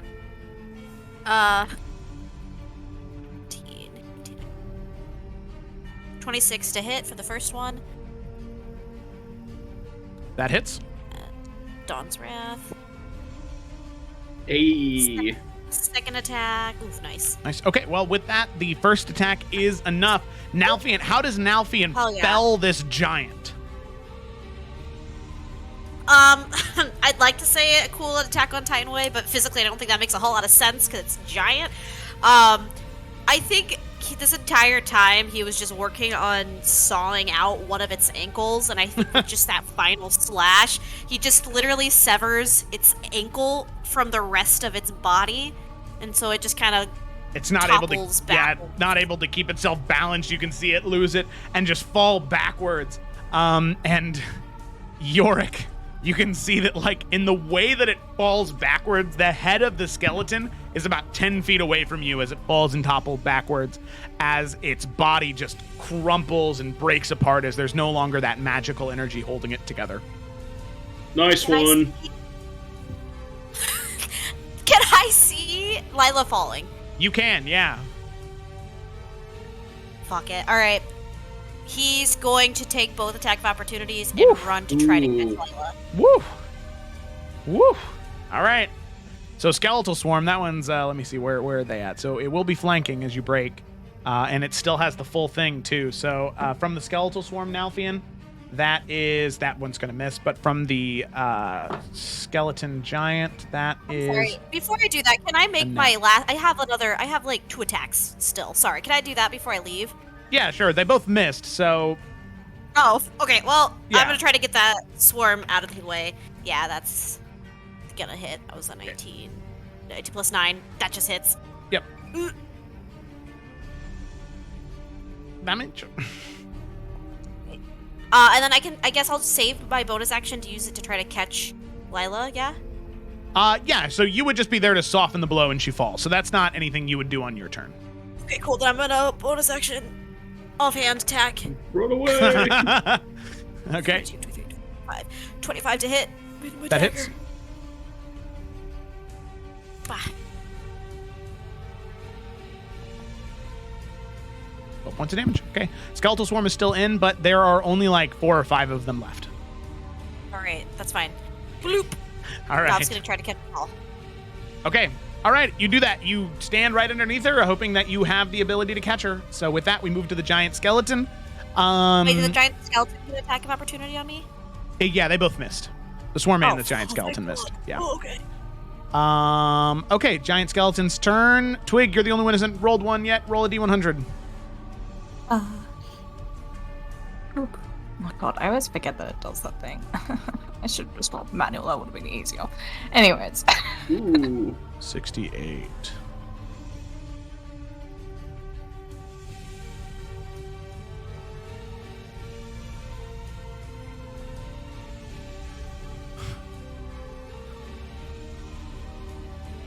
Okay.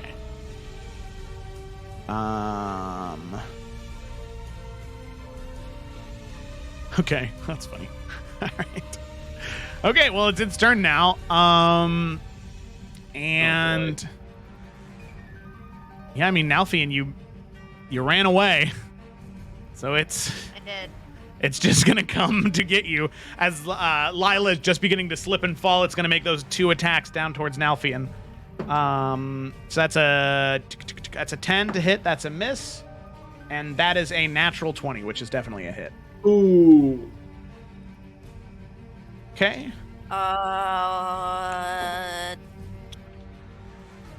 Hold on.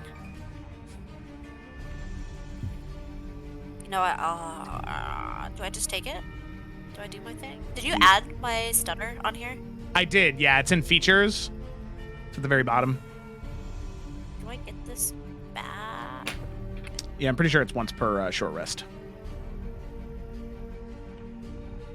Because everything on Nalfian's character sheet is once per short rest, or is every short rest. That's basically fighters in general for the most part. Fighters and warlocks, short rest gang. Hell yeah. What is that? I'm sorry, I can't Features find at the very bottom.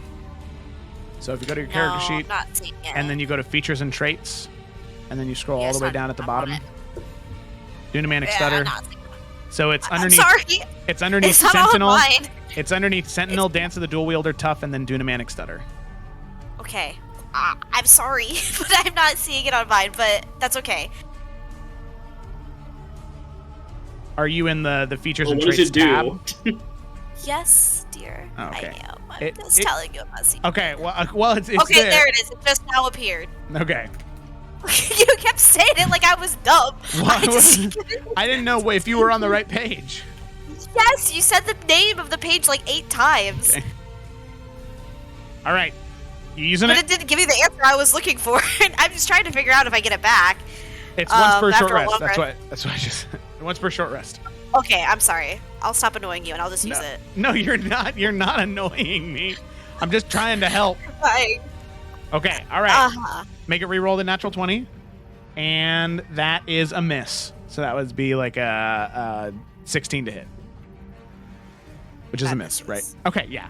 So with that, you can see that Sorry, I didn't mean to make it so complicated. I'm just blind. You're okay. It's okay. It's okay. I just, for a second, I was worried that I thought I didn't do it right. That's what I was worried about.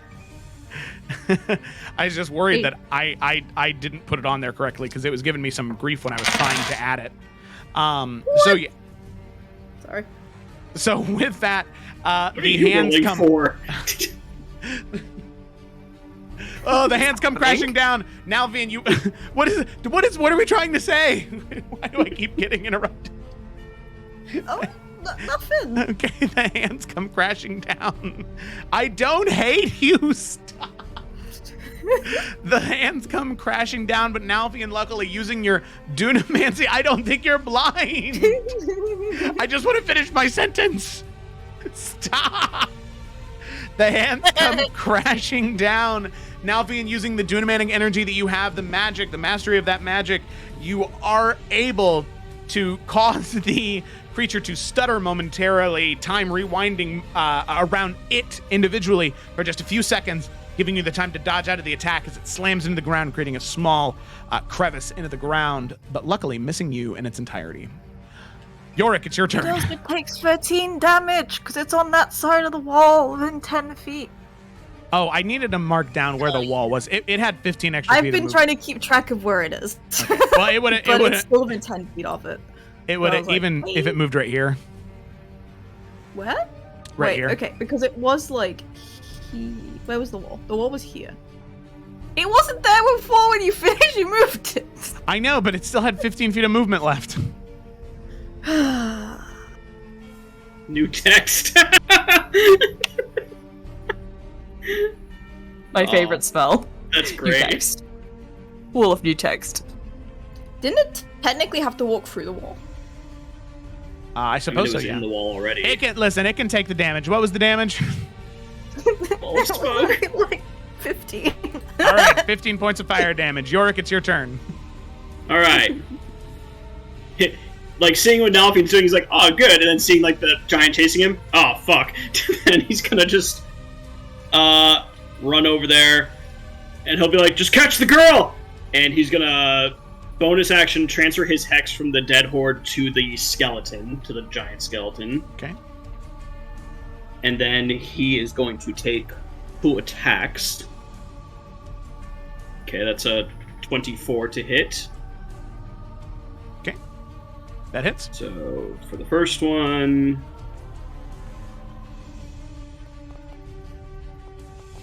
and then plus the d6 from Hex. Womp. Okay, well, still. And then, because I'm attacking it during my form of dread, it needs to make a wisdom saving throw. It's trying to beat 15. Okay. All right. 15. It's a natural 1, so that's a failure. Ah. Alright, the creature is frightened of me until the end of my next turn. Okay. All righty. And so, just for a reminder on that, it has disadvantage on ability checks and attack rolls while the source of its sphere is within line of sight, and it cannot willingly move closer to me. But, because I'm a Conquest Paladin, since it's frightened of me, and it's in my Aura of Conquest, its speed is 0, and on the start of its turn it'll take some damage, but we'll get to that later if it survives that long. All right. Sounds good. Yeah. Alright, and just the second attack. Oh, the second attack. Same thing, okay.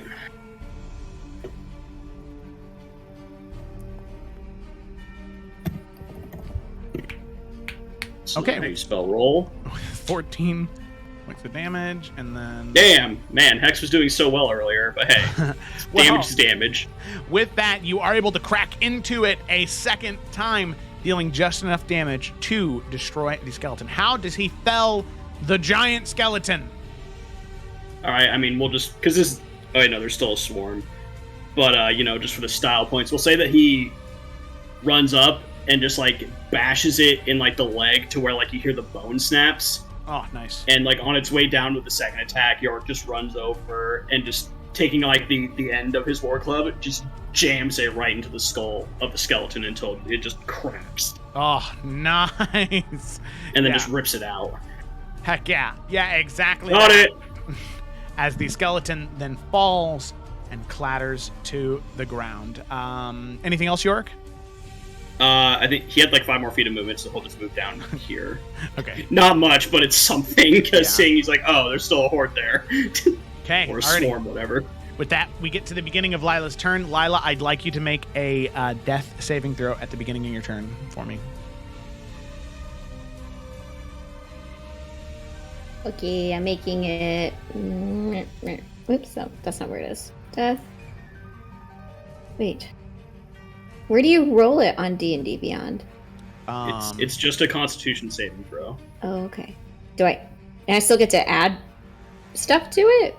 Yeah. Well, here, let me go to your character sheet. I mean, I rolled I a hope goddamn Death saves you 2, straight so it doesn't matter if you had 3 or not. It's a fail. So I will say, if you click on death saves on your character sheet, there's a little dice button in between failures and successes, and that's where it'll like auto roll. I'm on my phone, so I don't see it. Oh, then I don't know. Okay. Well, I rolled a 2 plus 3, so a 5. So that is still a failure. Ooh. I That's one failed. failed saving throw. All right, so with that, you begin to fall. Nalthian is right underneath you to catch you. So, Nalthian, I'd like you to make a dexterity saving throw to catch Lila. Can do. I rolled a 17 plus 22. Wait, 17, 18, 19, 20. 22 is math. 22. Okay, that is enough. As you just sort of running and are just barely able to dodge out of the way using the Dunamanic stutter to stop the giant from making impact with the attack. You dodge out of the way, Yorick delivering the killing blow. You're able to sweep and grab Lila, catching her just right before she hits the ground, which you can see with one failed death saving throw. Hitting the ground that hard, you can tell that probably would have split her skull right open. So you caught her just in time, Nalthian. Alrighty. With that, we come to the Skeletal Swarm that is down here. That is going to go ahead and, let's see. No! It is going to run through the wall of fire, though. Go through the fire! Oh, okay. Dice, just be nice. Dice, be nice. What? Okay. I don't know if that was a good one. I don't think it's Fire a good damage. what. 14 fire damage. So like what? That's a failure. Okay. Luckily, 14 points of fire damage is just enough as they run through.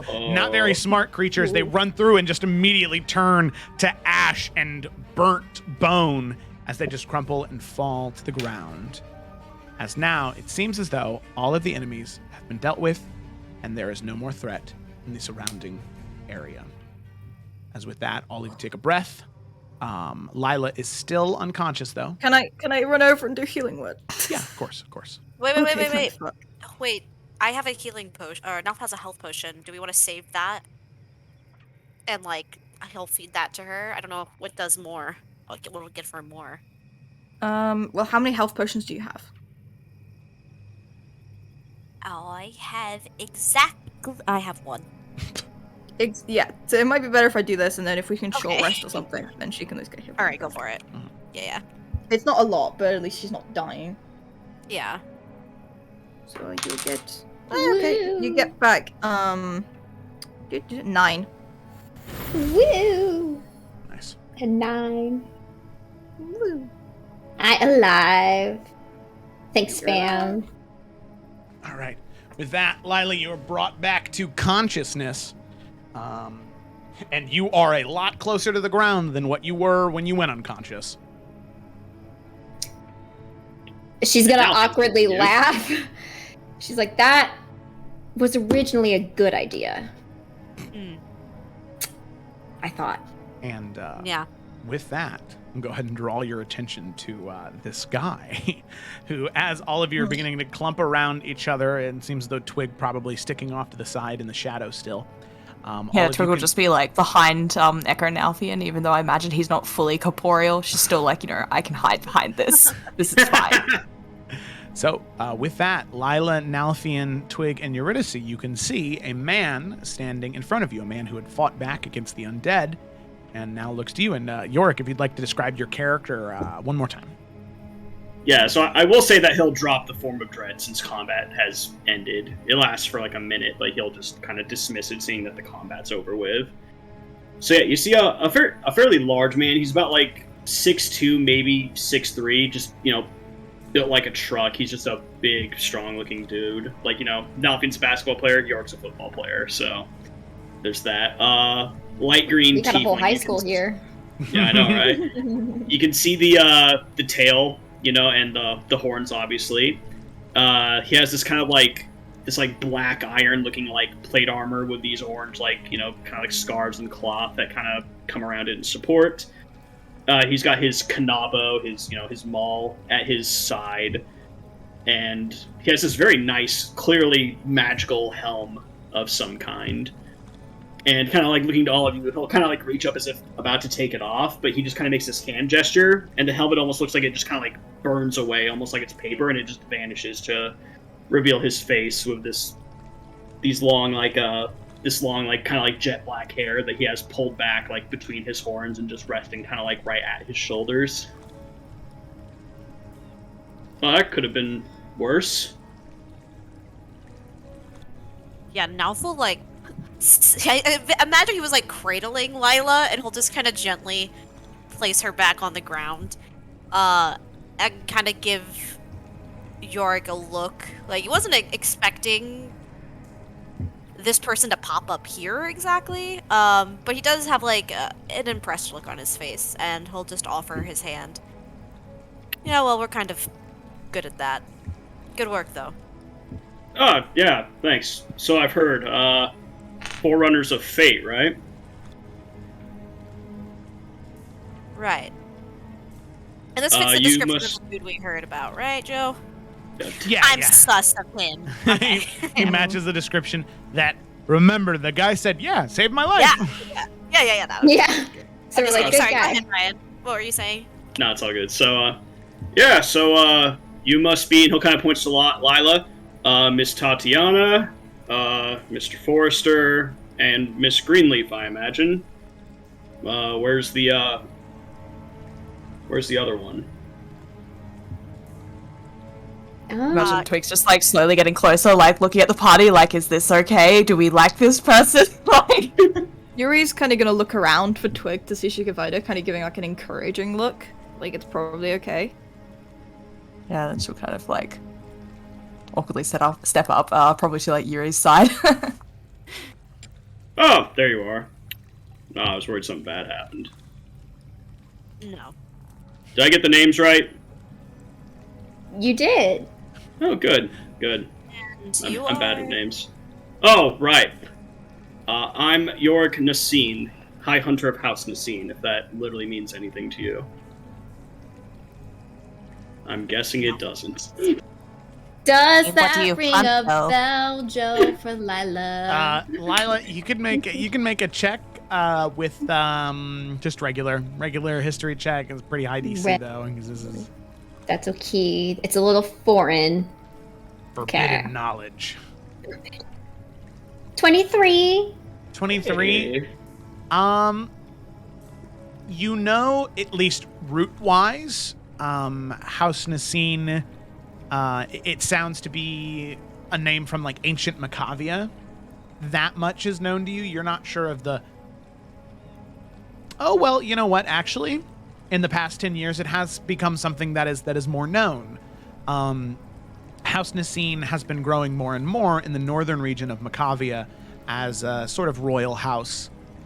there in the now fractured southern portion of Oh my God! It's all right. It's all right. The tide's charm. House Nasine has been growing more and more powerful and taking more and more land in the northern part of Macavia in the southern part of Eridane ever since the Emperor and his council were unexplainably killed, burned by light. As Blown up. Yeah. Yeah, she'll start to... Oh, sorry, I didn't mean to cut you off. No, I was going to say that's about what you would know. Okay, cool. So she'll kind of shakily get up, use the dead giant as a little lever to get her up. Or, yeah, so she'll just say, Macavia? I think? Right? That where you're from? Yeah. Did Alonre tell you that one? No, I don't. I'm not gonna lie, I'm not super familiar. Just regular studies and hearsay at the college. Alonre and I didn't ever really talk about Macavia. But you know Professor Alonre? Yeah, I've met up with him a week ago, Joe? 5 days? I don't remember, something like that. About, yeah. Yeah, I just came from Hearthcrest, had a meeting with him, and then I came here. Trying to find you guys, actually. Oh, wow. He misses what exactly you. are you looking for us for?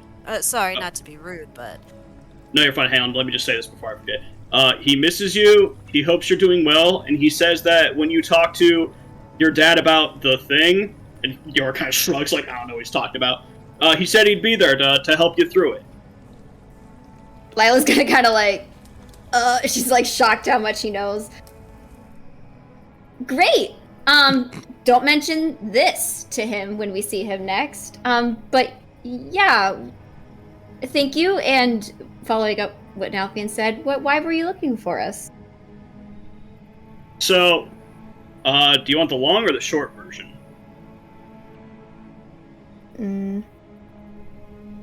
I guess we deserve the long, but up to you. And I mean, everyone here saw the 0.5. York will summarize the event of the 0.5, explaining why he was... I could, but let's just... Yeah. Let's just play D&D, But yeah, so, I'm supposed to help you guys, stop the Dark One, help you rescue Geldaban, who we believe is somewhere in Hearthcrest, and I'm supposed to kill Cassius Finch. Boy, here's a right bastard. Alfie just has this look on his face that's a list, bud. Yeah, so yeah, here's an emissary for House Nasine, Macavia, and the Wild Hunt. So, got a lot on my plate here. Not a big deal.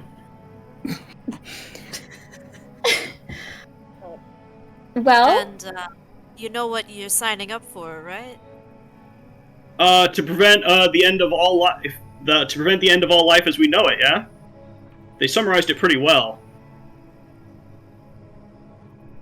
Seems like an investment worth getting behind. Why do you seem so unbothered by all of that? I mean, I don't know this, and he kind of motions just all the undead. I mean, this was my job, hunting down necromancers and those who just, those who, taint the sanctity of life and death. That's what I did. No, I've killed a bunch of necromancers, wannabes, and professionals alike. So, I mean, this is nothing new to me. The existence of a Dark One, heard of him, didn't really think it was real, but, I mean, when the Wild Hunt tells you something's real and it's a problem, you listen, trust me. He'll make sure you hear it.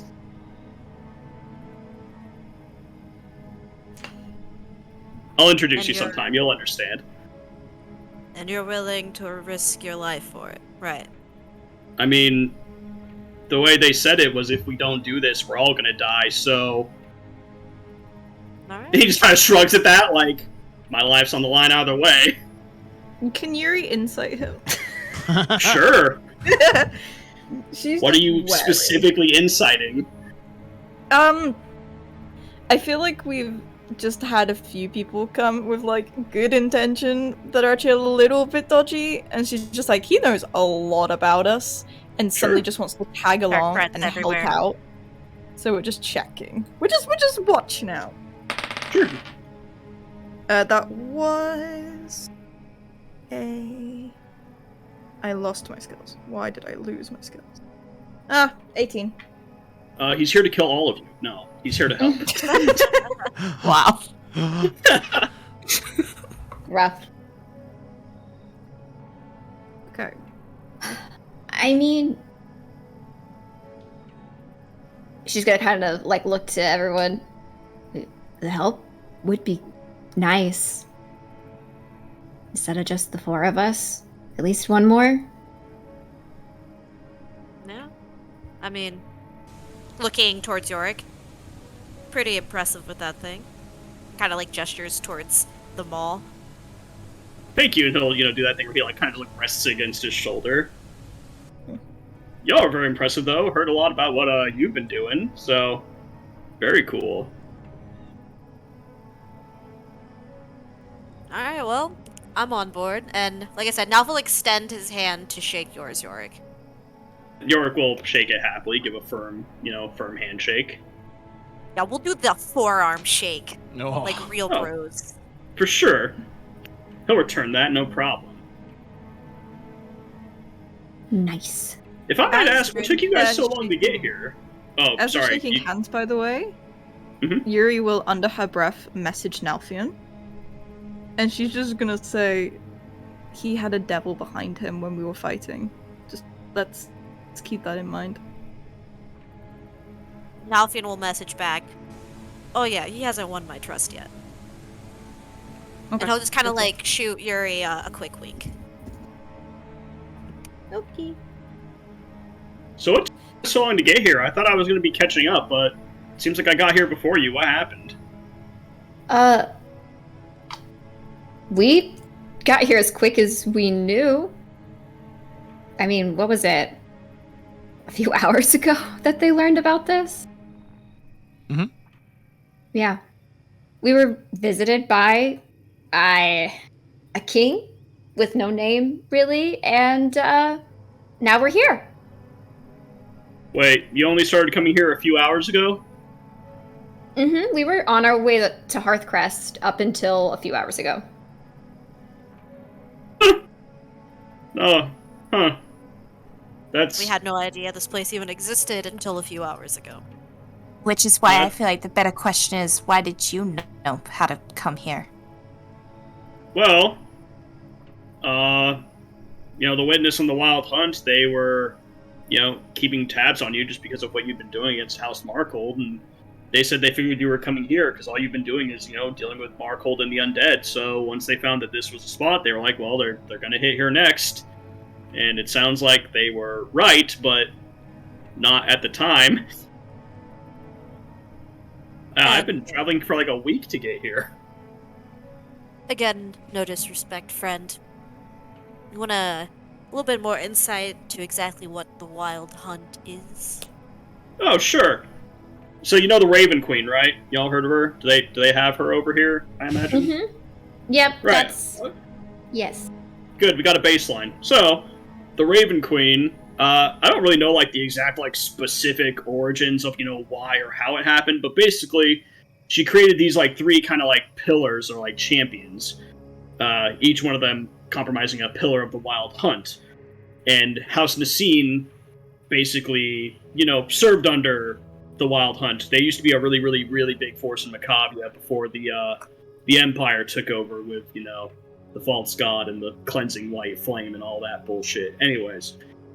But, the Raven Queen, obviously, she respects her death, her death, and obviously the balance of it. So the Wild Hunt was basically not like an army, but just a force to make sure that people who were messing with powers that they shouldn't mess with promptly stop, if you know what I mean. To keep balance a little bit better. Yeah, Yeah, pretty much. In summary. Yeah, there's 3 main people in the Wild Hunt, so each one kind of representing a different aspect of it. I know it's not a religious guy, Joe, but does this sound like it makes sense? Oh, yeah, it is for all of you with Okay. a modicum of interest in religion. It's not, and it's very common for deities to name champions because they're not technically allowed to interfere with things in any of the planes directly.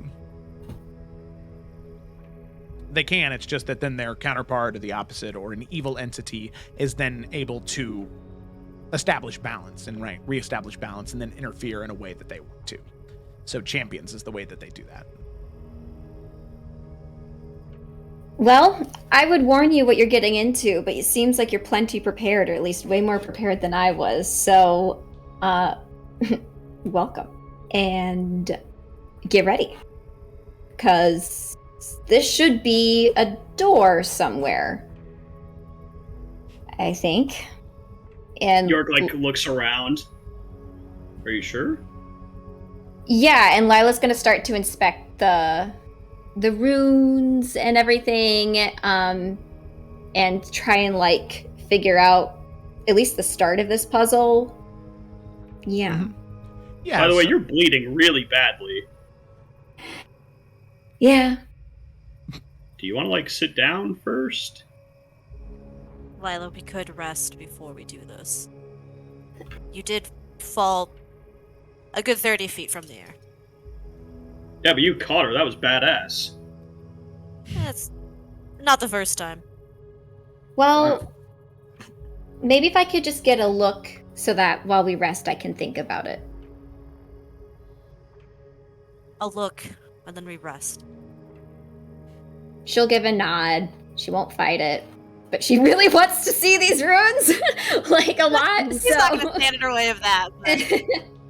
Great, that gives me perfect time to talk to our new friend York. And Nalf will just kind of put his arm around York's shoulders and lead him away. Okay. What do you want to talk about? He asks, like, while we're walking. Like, not if you're talking to anyone else. Just thought, grass looked a little strange over here. Come take a look. And Nalf's going to walk him away from the rest of the group. Yo, did you fight the lava zombies yet? A time or two. Oh, wow. Look, Wow, that was nuts. Kind of like getting farther away. Yeah.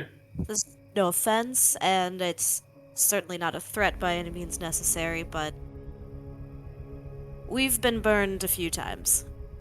Uh-huh. More than a few times. Yeah, those And lava zombies will get you. I get it. Nalf just kind of like smiles and runs a hand through his hair. Yeah, that too. But I'm serious.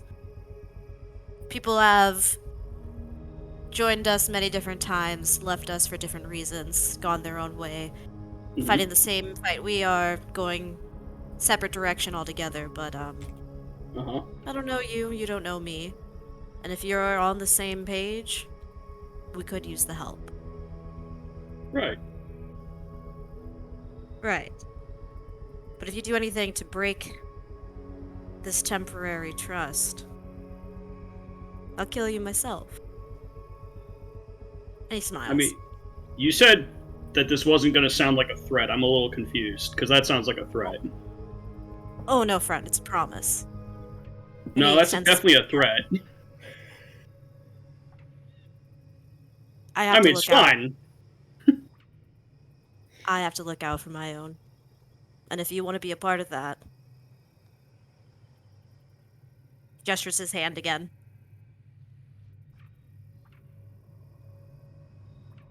I can trust you, right? Yeah.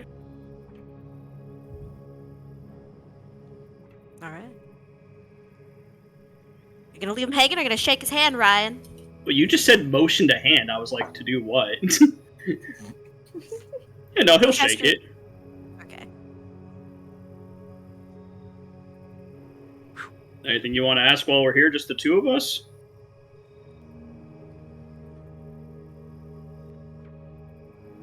Yeah.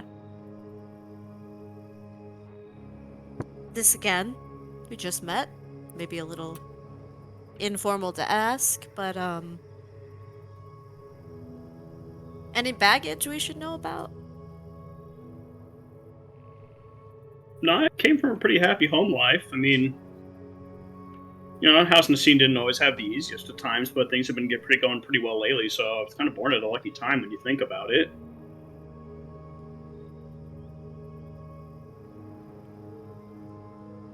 Alfred's just like, he has a smile on his face and he's just nodding.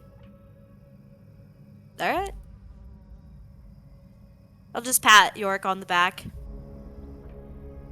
That's it. Alright. Do you want me to, like, keep a lookout while everyone gets their rest? I didn't get hurt that bad. Yeah, I'll help you with that. First watch.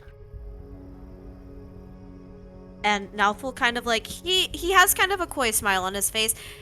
You can tell that he believes you, but he just has to be guarded. Sure. Yorick will wave his hand and the helm will be summoned again. And Nalful kind of start to move back towards everyone else. Do you want me to stay here then? Because I can stay here and watch, make sure nothing approaches. It's fine. Alright. He will stay there and stand guard.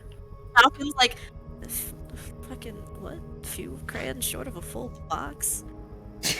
And mwah, love ya. He'll head back to the group. I kind of like, I don't know what Yuri's doing, but just kind of give Yuri like a nod. Like, I guess things are okay. Okay. And I would say, Joe, I'm sorry for that saga. I thought I had proficiency because I was reading it. I was like, oh, I thought I gained advantage. I already have proficiency. But then I looked and I'm like, no, I fucking don't. I want to do that then. So. And then Twig can also assist for some advantage. So go ahead and run one more time. Woo! Okay. Investigation. That one is now a 17. 17, okay. So just one higher. Hey, you know, everything helps. So 17 with the investigation score that you have, thinking about the symbols and pattern that was shown to you by the ghastly undead man, the king of some sort, you are able to put together where the dials and arches need to be turned and twisted in order to successfully open whatever passageway that will lead into this area. It's going to take a little bit of time, maybe about an hour or two. So at that point, this is light activity. Once you get things going, these arches and dials, they spin a lot easier once you sort of move them the way that they're supposed to go in order to get the symbols to match up. And as soon as one clicks into place, those runes, you can see that whenever it clicks into place, those metal spheres, or not metal spheres, those metal circles with the pieces of glass inside of them, you can see they also begin to spin as everything in this area is connected to a degree. As they begin to spin and click and turn, you can see those runes and symbols begin to go down in opacity, where pretty much you can see through the entire stone through this sort of purple and blue foggy energy cutting through the stone. And you can see that just starlight and the light of the moon just begin to peer through and create these interconnected symbols all on that bottom base. It takes about an hour or two to accomplish. Is there anything in that hour or two as the plates are shifting and moving that you guys would like to do, or is that it? No, I wanted to see, you said there were constellations in those spheres or there's plates. Mm-hmm. Is there like, does she recognize these constellations or what they might be like saying about this area and give us any more clues?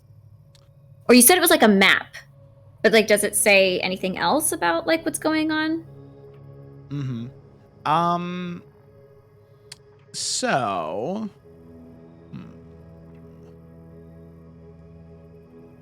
you can see that just base level from your investigation here. There is a pretty high likelihood that these people in particular, they saw constellations as, I don't want to phrase this, as more than just omens or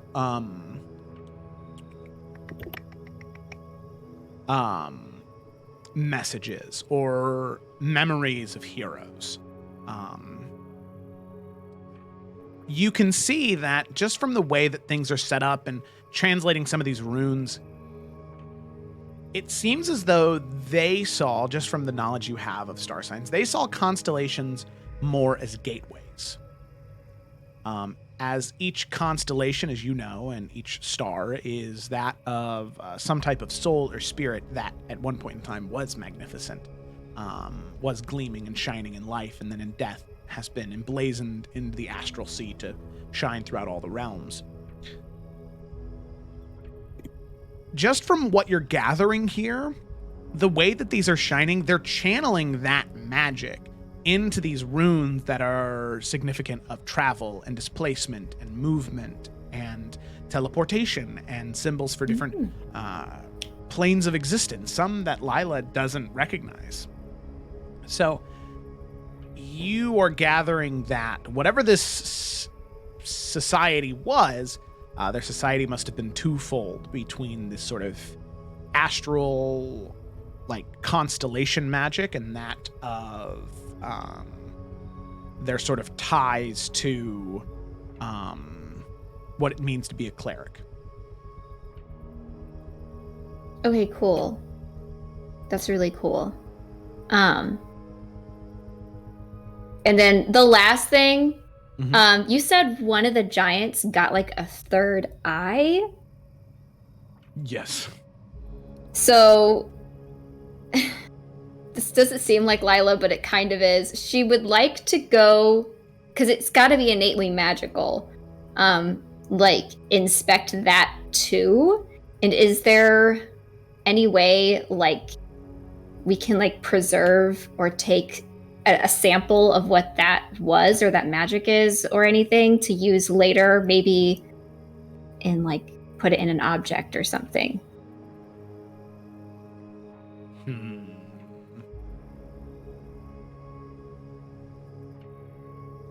Go ahead and make an Arcana check, I'll say. Okay. Yeah. I mean, it's not like a skill set she has of collecting those things, but I feel like that's okay. 27. 27, not a skill set she has? What are you? Well, I meant Arcana is, but like collecting eyeballs is not a skill set Lila has, but it's now. Yeah.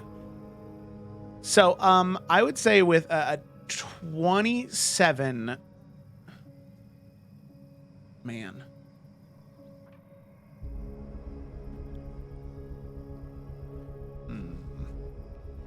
You are able to begin to work with this material as you go over to the skull of that giant that had been cracked and destroyed to a degree. You are able to begin to work with it, and you can see that while the two main eyes had sort of faded away, that third one did stay. That magic still just kind of at this like low rumble, the very basics thrumming of energy. You're able to begin the harvesting process, and as you're trying to take out this pretty much like moat of magic, maybe in like we'll say in like an empty health potion bottle, you're able to sort of use your knowledge of arcane magic and pretty much channel it into that vial. So nice. Preserved, mark it down in your inventory. You have preserved eyeball juice. Arcane third eye. But I couldn't tell what kind of magic it is yet. Do you mean like School of Magic? Yeah. It is divination. Okay, I put arcane third eye divination in a jar. From undead giant. From undead Giant. Beautiful. Okay, well that is what Lila's doing during her... Well, are we taking a short rest? Yeah. Does that... I'd imagine so. Okay, cute.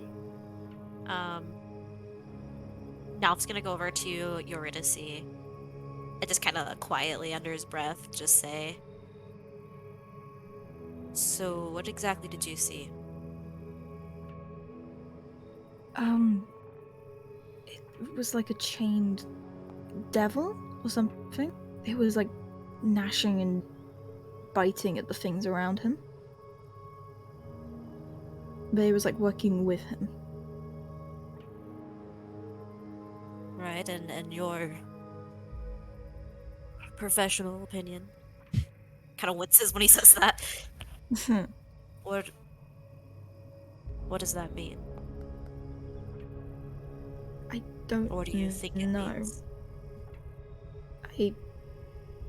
It doesn't strike, because part of me would think because of him being a tiefling, his connection might be forced, but if he's using it to help him, then I think he could have done something similar to what I did. Right. Well, I won't sign him off just yet. Talked very briefly. It seems alright. Were you nice to him? Nalfin kind of like brings his hand to his chest. Why would you ever think I wasn't nice? Okay, so no.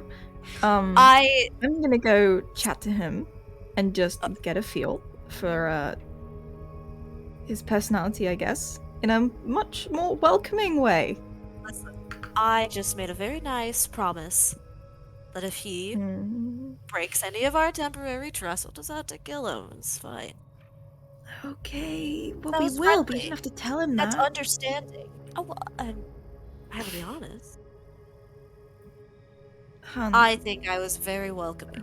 Okay. I complimented his maul. Okay. Alright. She like pats him on the arm, like, okay.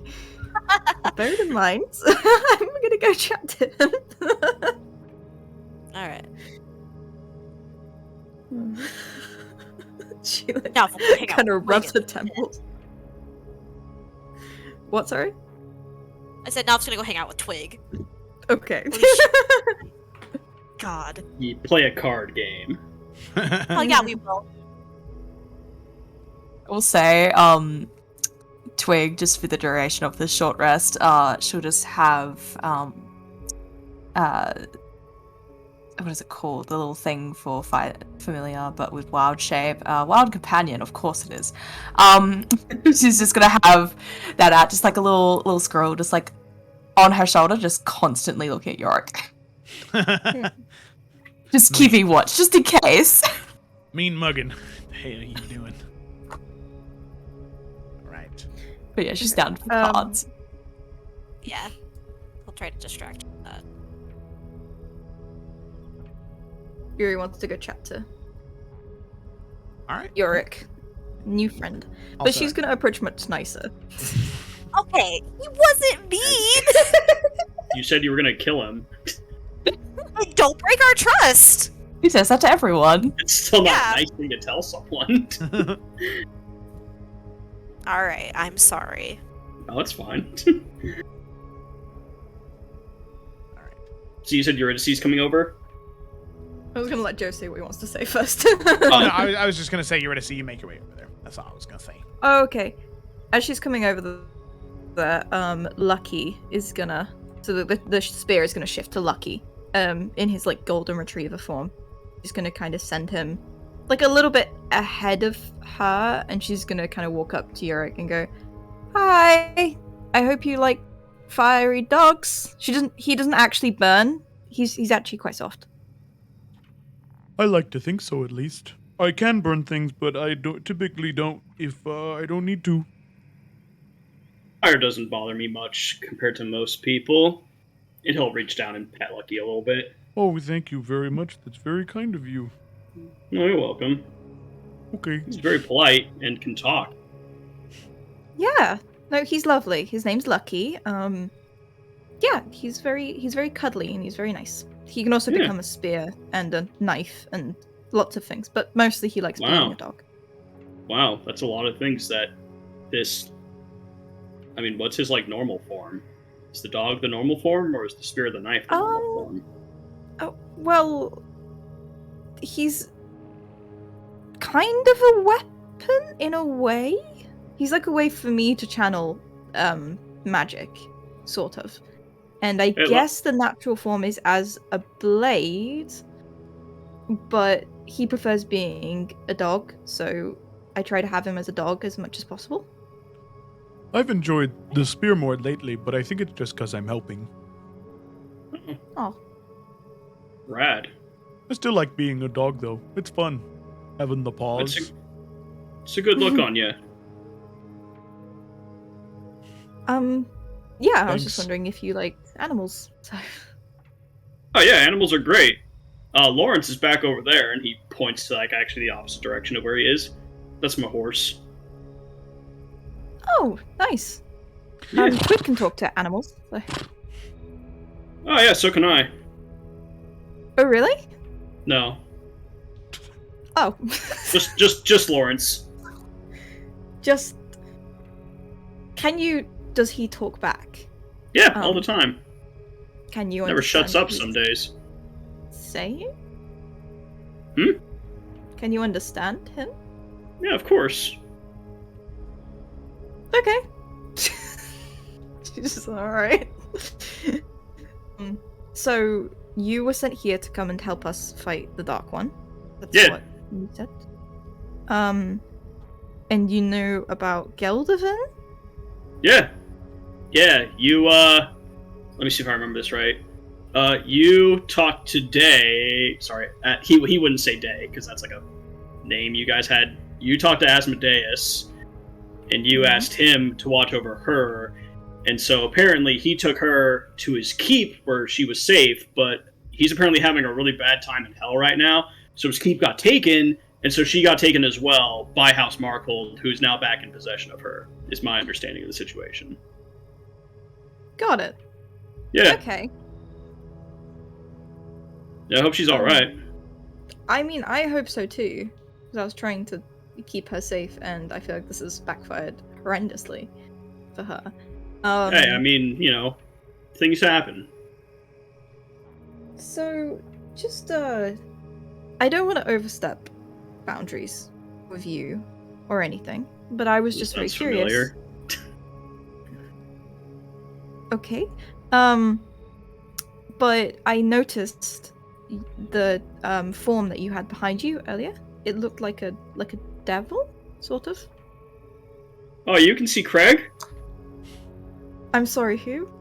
Oh, Craig. Like, he won't tell me his name, but I didn't want to just, you know, refer to him as, like, it or he or whatever, so I just call him Craig.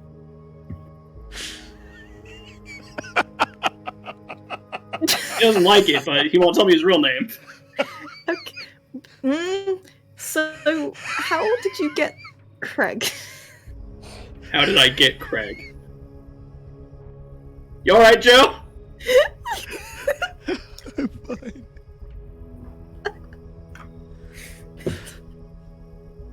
Anyway.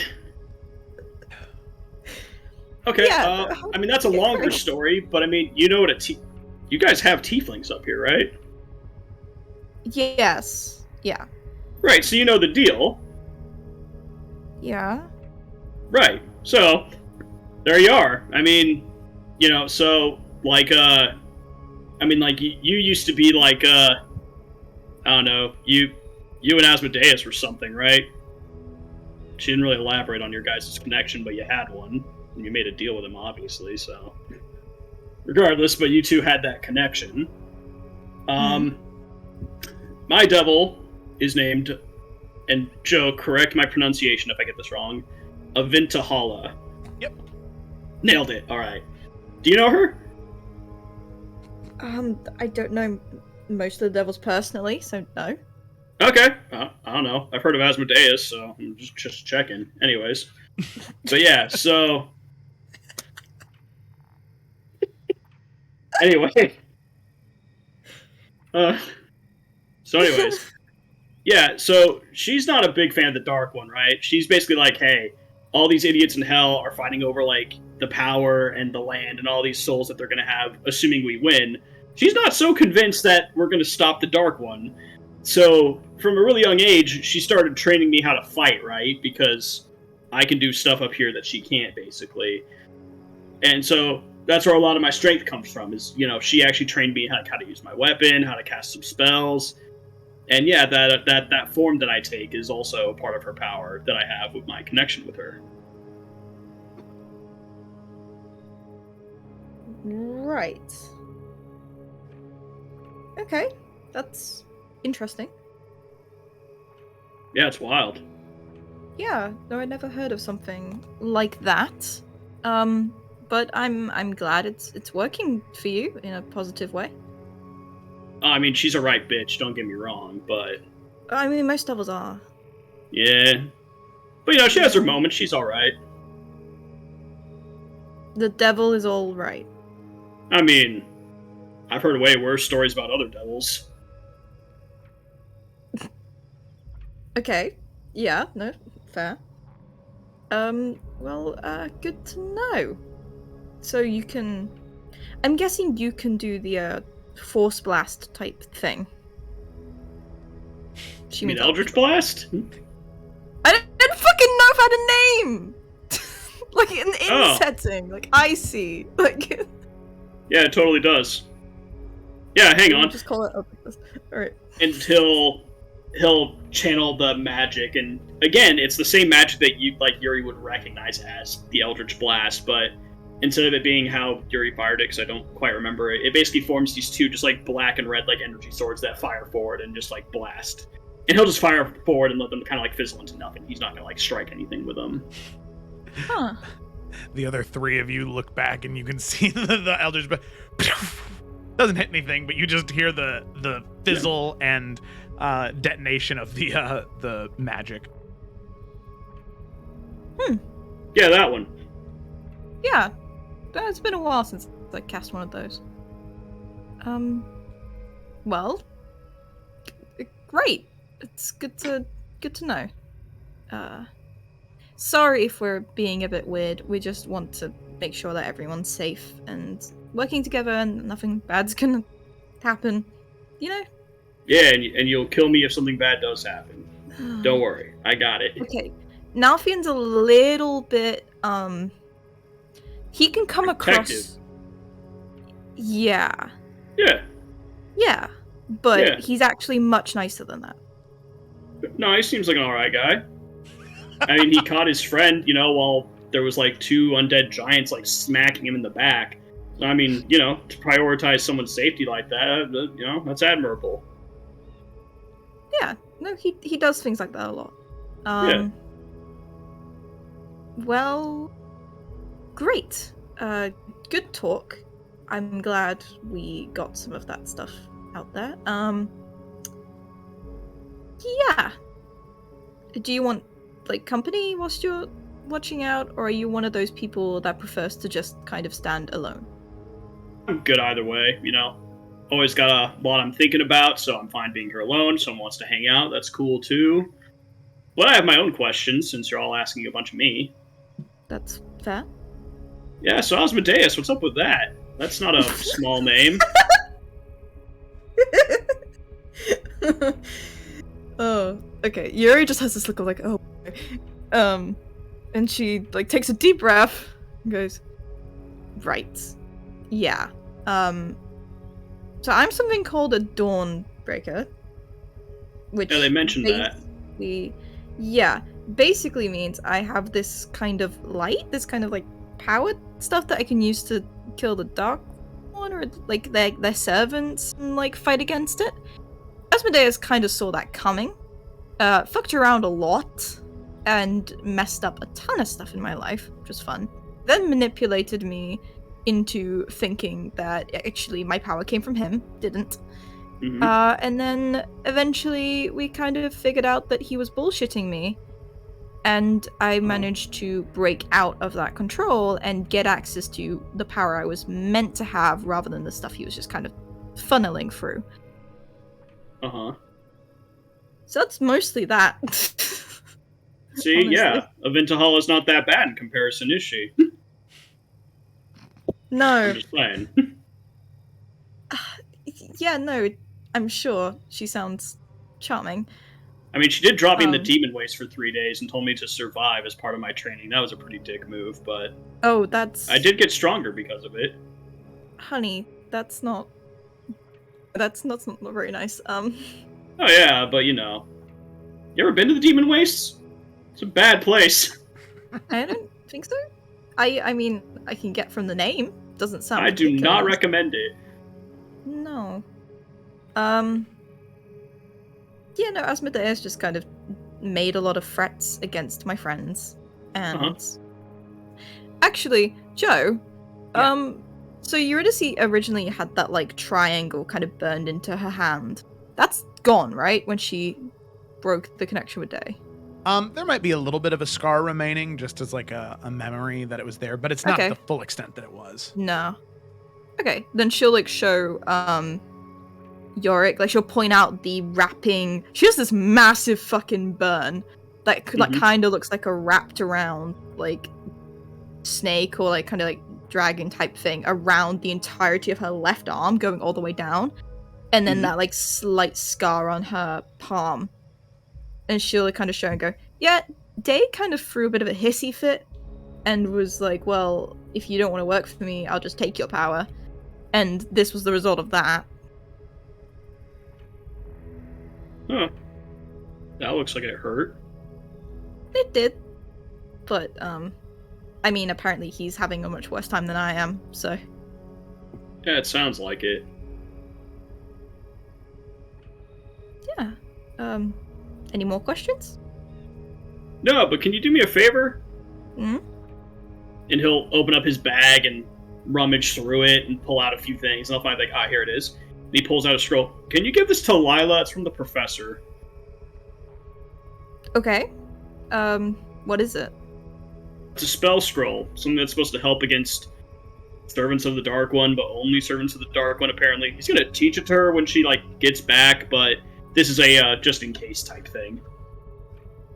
He said I could use it, but... Does Yuri from the description recognize that it is Bellfire? Correct, yeah. Okay. Yuri will kind of just like go like, oh, I think I know this spell. Yeah, I'll give it to Lila so that she can use it. Oh, that's the one that, like, solely works on people who serve the Dark One, right? Yeah. So, like, wait, you can, like, just do it? Yeah. So what happens I if you do mean- it on someone that doesn't serve the Dark One? Does nothing happen? Yeah, I think nothing happens. It's just nothing.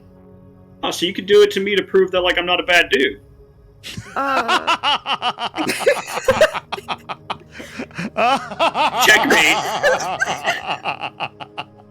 That's some amazing logic right there. Big brain plays. God. The You know cojones. what? The cojones. You know what? Sure. What I might actually do, what Yuri might actually do.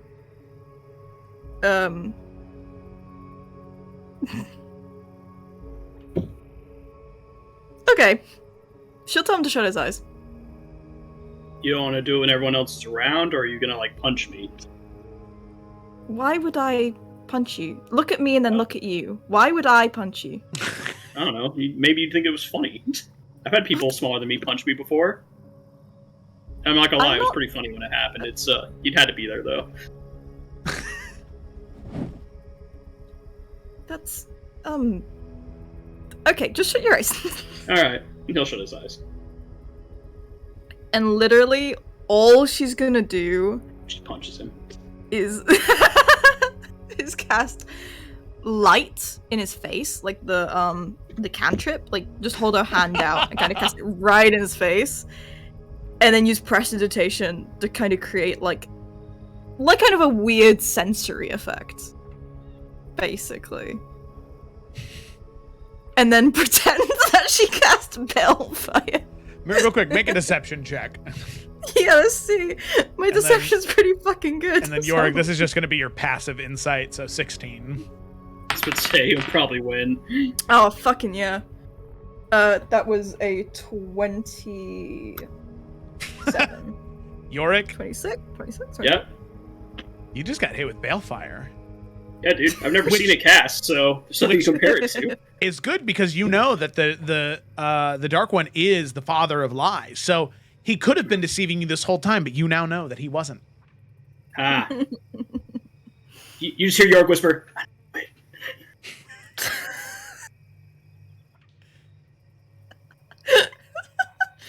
Yuri just gonna also whispers, I think you and Lucky are gonna get on really well.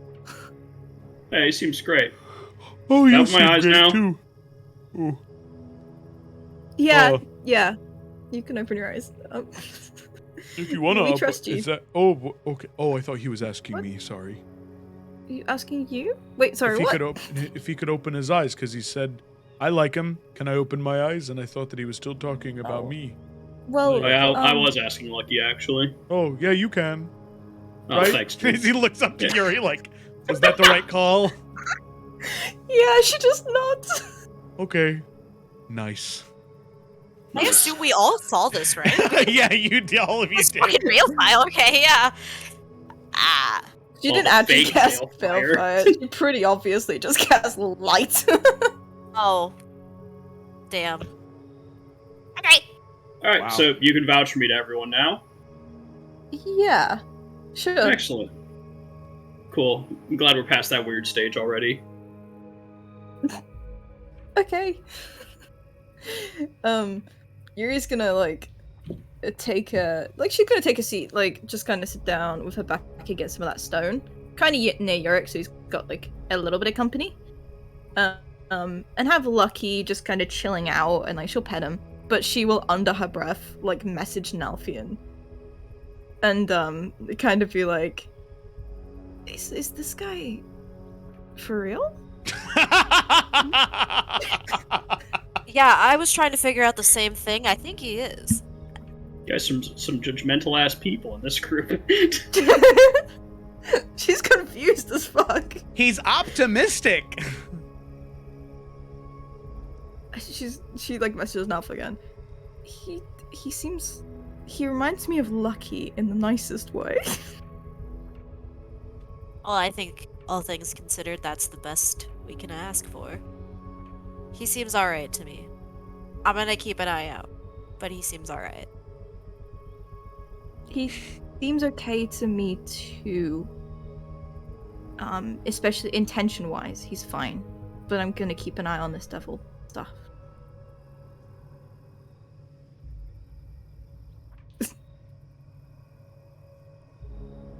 Yeah, that's all. Okay. Alrighty. With that, conversation concluded. All of you now sort of gathering yourselves, Lila and Twig clicking in the last archways and runic symbols. And as you do, lining up the last archway and tile into place, you anticipate that there will be maybe a stairwell that opens that descends down into the ground. Instead, what you see is once everything clicks into place, there is this rigidity that sort of overcomes each one of the stone archways and interconnecting marble plates on the ground. You are able to begin to hear this sort of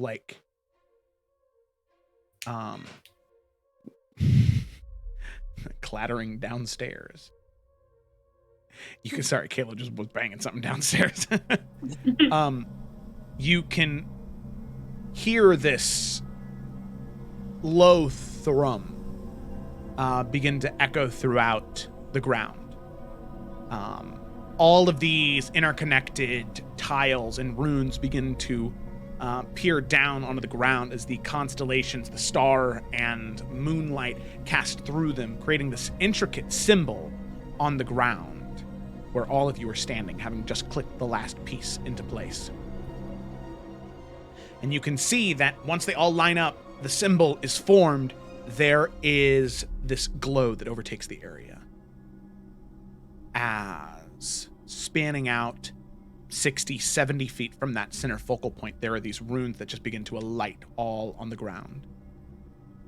As you can see from that center pedestal that was there, erected from the ground, that begins to glow white. And there is this spiral of magical energy that begins to swirl out of it. As you see this. Oh. The runes all around you, magic swirling through the air, the runes themselves being lifted off of the ground and swirling all around, feeling the magic course through the area. You feel yourselves pulled towards that center focal point. As all of you are pulled in, you can tell that this is the entrance, but who knows where this is going to go. This is where you were told to go. This is where you're headed. So with that, as all of you begin to make your way towards the swirling of light and energy through the teleportation portal that is opened in front of you, stepping through, everything turns to darkness, till eventually light returns to you. As you can see a tomb appear. Sigils on the ground matching the ones that you were just standing on. A wide open area, what looks to be a ravine. Statues all along the left and right side, and a large staircase that leads up to a doorway in front of you. This is generally what you all see. And on that note, we're going to go ahead and take a break. Woo! Woo! Oh, sick. Ooh. Ooh. It just loaded for me. Holy shit. Yep. Alrighty. That's some sick art. So with that, there are a few things that you do notice in here that we will get to in a moment. Now, it should be known that directly behind you, there is nothing. It is a ravine into nothingness. So there's the teleportation circle where you're standing, and only the path forward. Nothing behind you, no way back to where you were. Okay. Stress. Spicy. So it's very spicy. It's the spiciest. We're stuck. Yay! Yay! Yay. Time to bond with Yorick. We have nothing else to do, clearly, so. There you go. Best All way right. to make friends. Yeah, Yep. be trapped in a Yeah. dungeon together. Specifically a crit. Yeah. Okay, so with that, we're going to go ahead and head to break, and we shall be right back.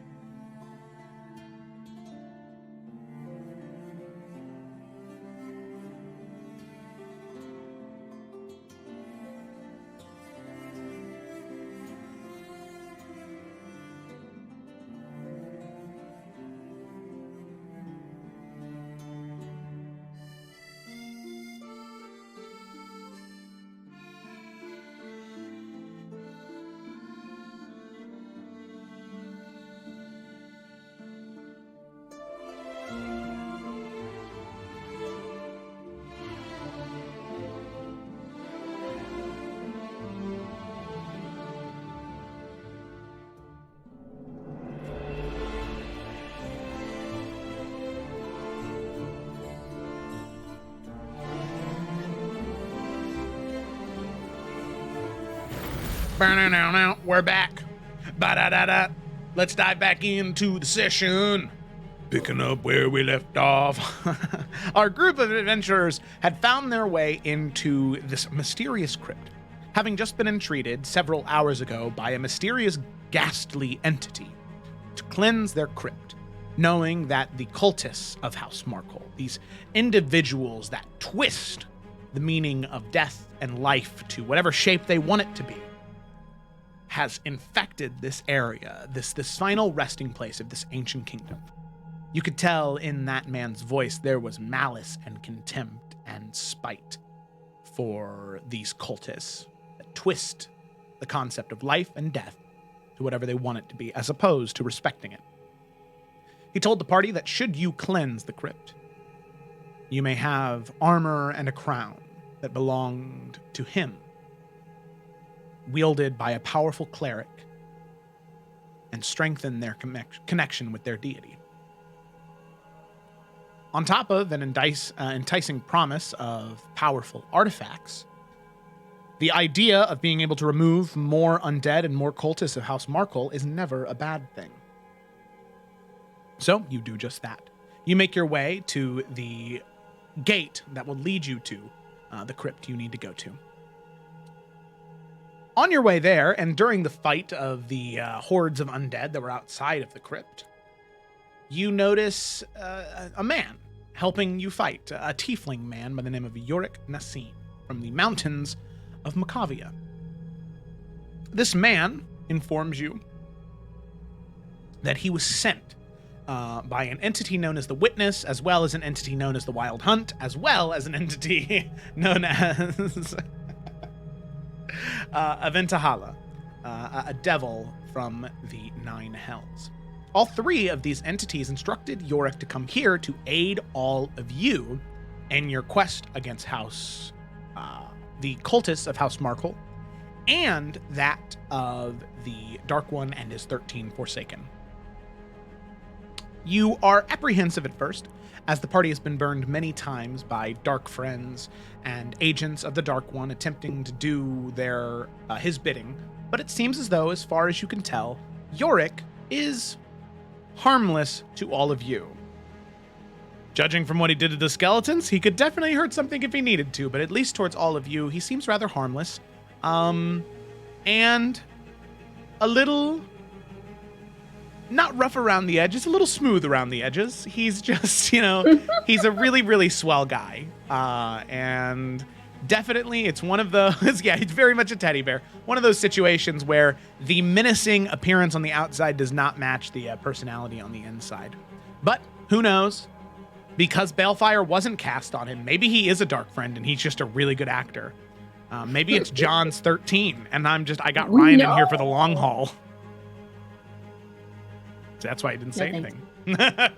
So with that, you're able to defeat the undead, make new friends with this individual, and solving the puzzle with the instructions of the decayed man, you make your way in to the crypt. After this sort of warping gate and portal opens, you appear in a cavernous ravine. Many statues lining the walls, on pedestals in different types of weapons and armor, robes. And you see 2 staircases that head up to a single door that leads deeper into this crypt, wherever you may be. So with that, you're here,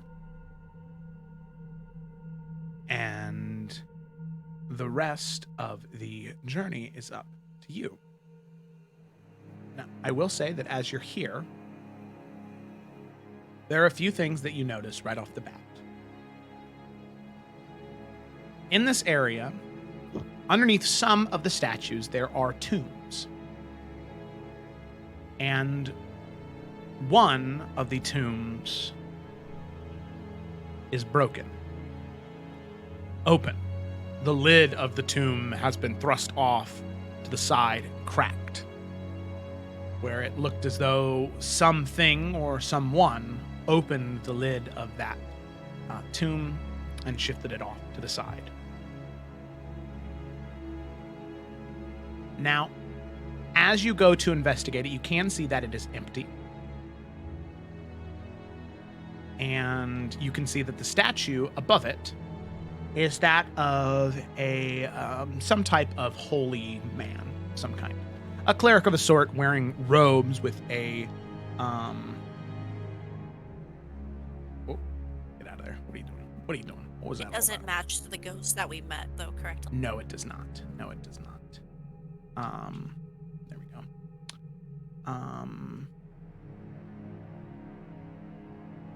So, what I'm going to do here real quick is, as you look off to the side,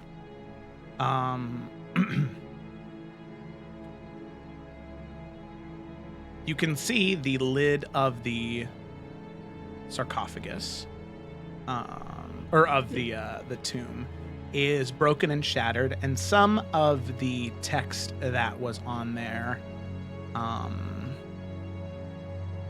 is gone, but some of it is still legible. As you see this message. Here lies Deacon, illegible. Faircal, illegible. Holy of illegible order, and he who illegible with the illegible beyond. Does Deacon Faircal ring a bell at all to Lila? Sadly, no. No history check necessary. There would be no tome or book. And that is noteworthy, as you knew generally of this area, Lila, and the kingdoms that may have existed here, but the fact that this seems to be some important person in this kingdom, there's no mention of him at all in any of the books you ever read. That is very, very, very strange to you. Okay, she's gonna relay that to everybody as well. That she's like, I don't know who that is, and I feel like that's weird. Well, you mentioned before that Iverion is old. Hundreds and thousands of years. Maybe this is really, really old. Nelfin kind of shrugs a little bit. Must Before be. books and, well, any recording, I guess. This is like a weird question to ask, but you know how like you can kind of tell what era things are from based on the material they're made out of? Mm-hmm. Can I date, or can Lila potentially date how old this crypt is, or at least this tomb in particular, or the tombs down here, by the material they're made out of? Sure. Go ahead and make a history check. Okay. See if you can piece together. Let's give I also it a compound go. that with a question of my own. With the words that are like illegible, is this just where, or has someone like deliberately, taken out the details? It doesn't look deliberate. It looks whenever it was removed, whether it was from hammers or picks or something hitting into the top and then moving away, it seems as though whatever impacts were delivered to open it were the things that destroyed it. Okay, just wanted to check. No, yeah, that's fair. That's Okay. a fair question. I rolled a 13, but kind of in combination, I'm assuming, with this check. How can we tell how long ago the tomb was opened as well? It might just go in with this check, though, so I don't know.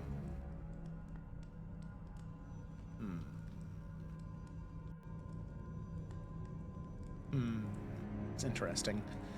I need you to make a forensic check.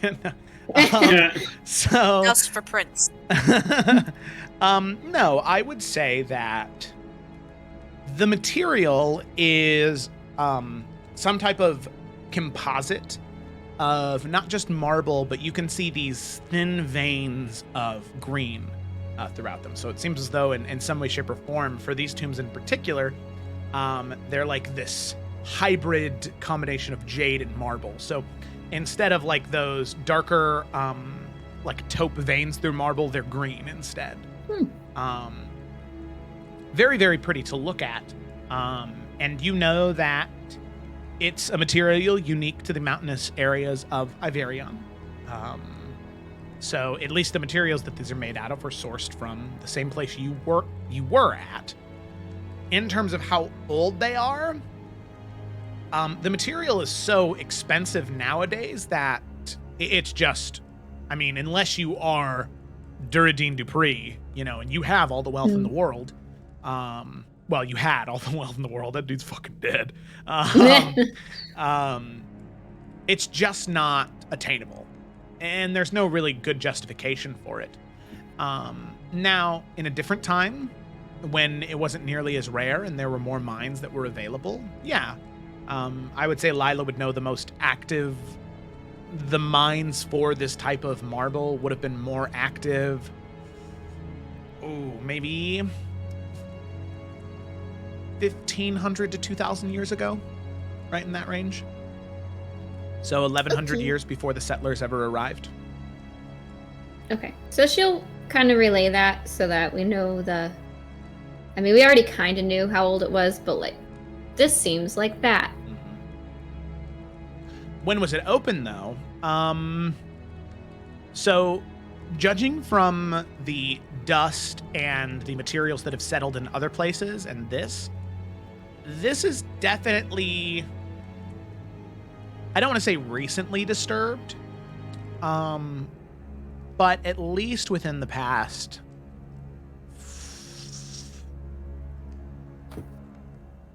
decade, I'll say. Because some of the statues, you can tell, have not been touched since these people were buried here some 1,500 years ago. It is just caked in dust and debris. This, however, it does not nearly coincide with the rest of the statues. Okay. Well, she'll say that as well.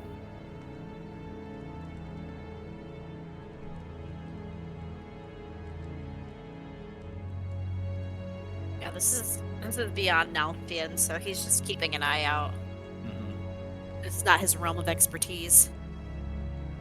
I don't know if there's anything else I can really gather from this. At least,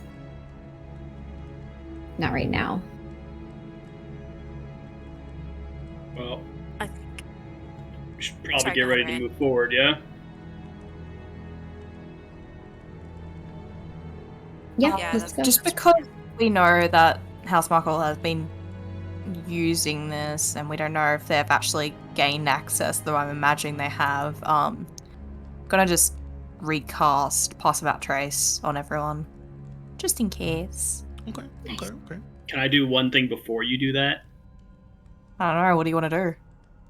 I mean, something that's going to take about 10 minutes, so I don't know if you want to start your cast without a trace until we start moving. That's fair. I'll allow it. Alright, so York's going to be like, hang on, before we go any further, I got something that might help. And York's just going to start talking, and he's going to start just like telling what seems to be this just like random story of when he was younger and these necromancers that he was going after. And it doesn't really seem to connect to really anything of what's going on right now. Mine is obviously like going after some type of necromancer. But as he's talking, so there's the 5 of us, and then is Lucky a weapon or is Lucky a dog right now? River, you're muted. I tried to unmute. I did my best. I tried. He's probably a dog. And is Twig Squirrel out, or is the familiar gone?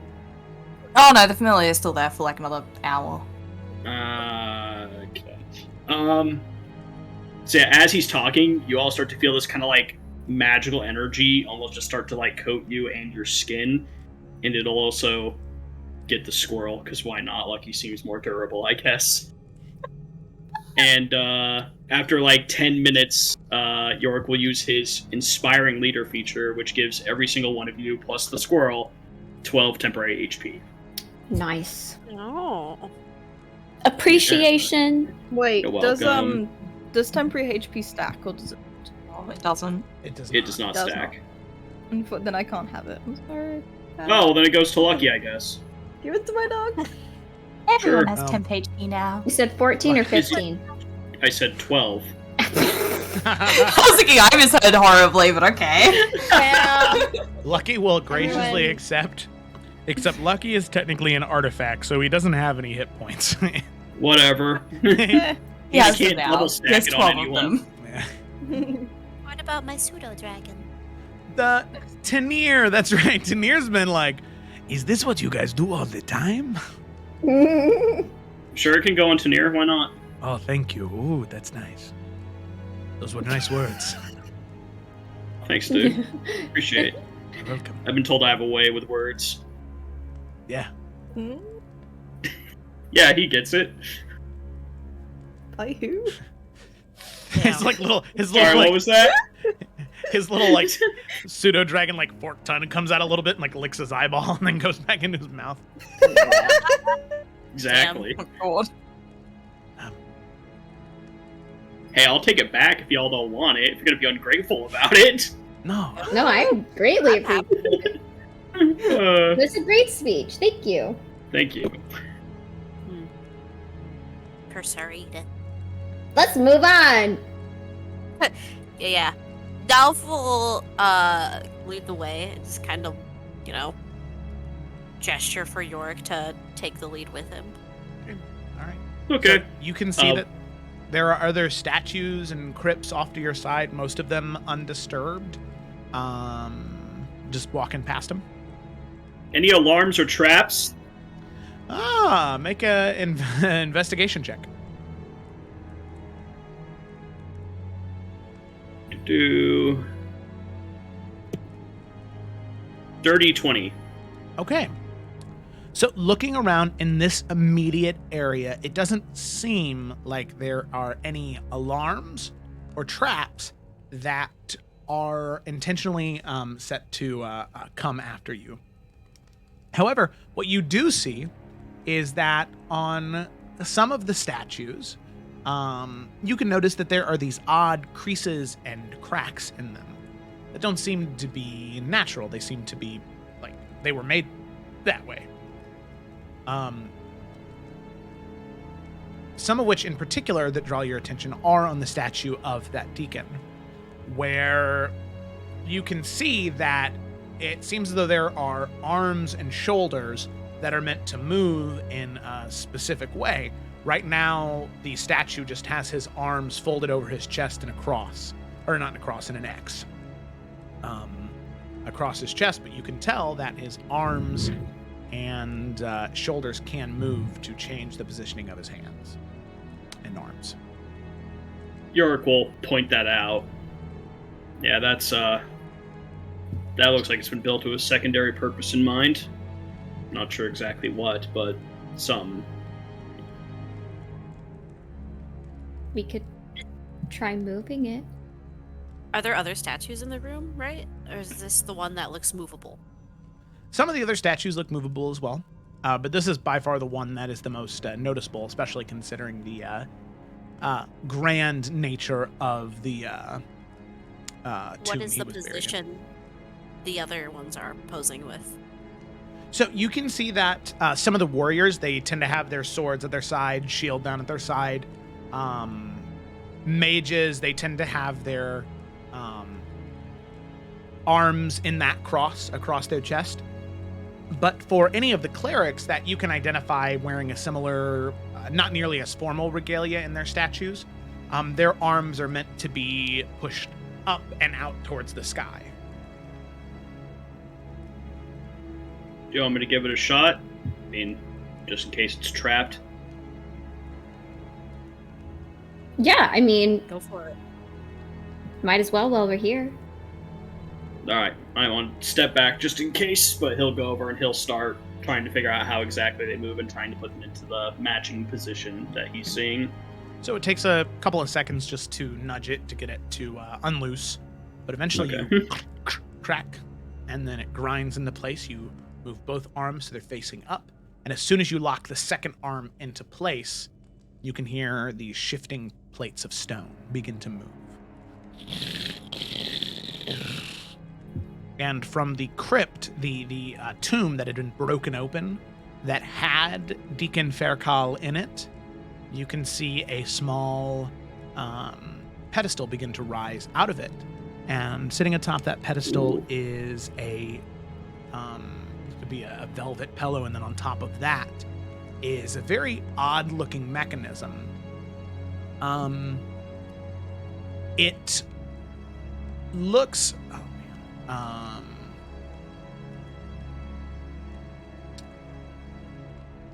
So it looks like this is very strange. It is maybe 4 or 5 inches in diameter. It's fairly small. It is a cylinder and made of pure gold.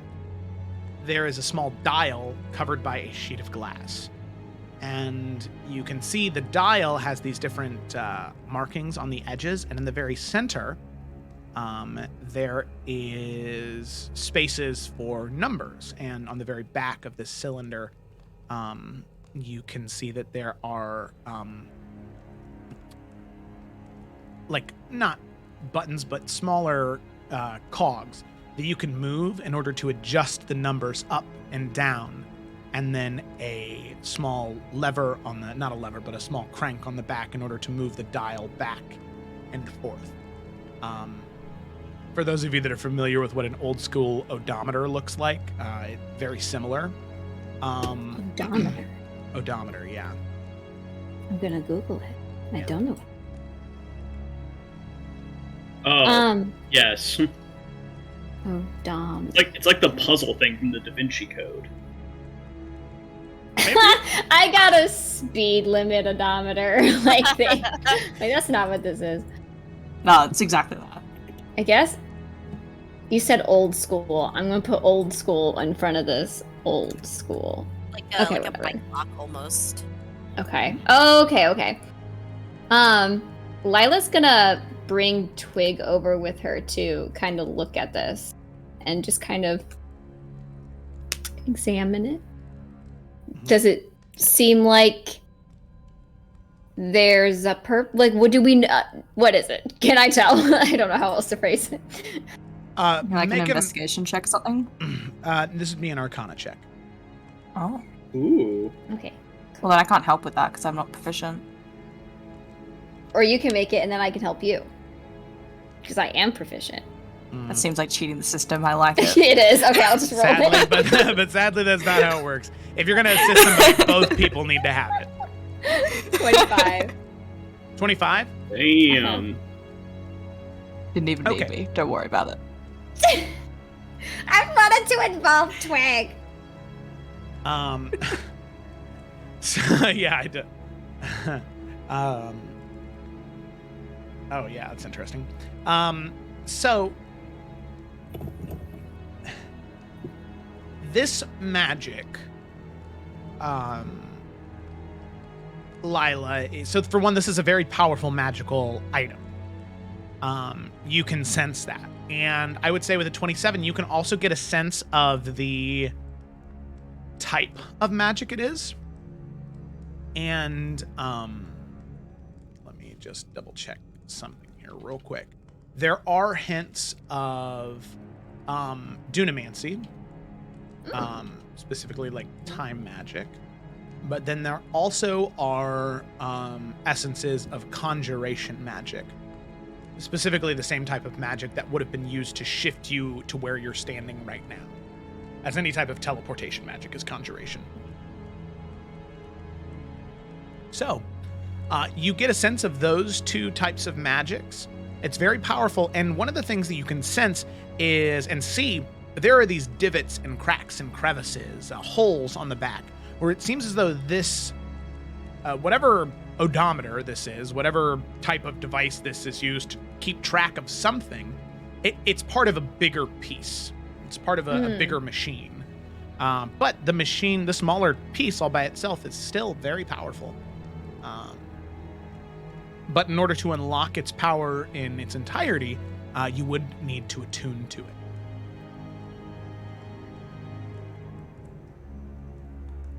Okay, knowing that Nalfian does do Nemancy magic, she'll tell everybody, but she'll definitely, like, make sure Nalfian's listening.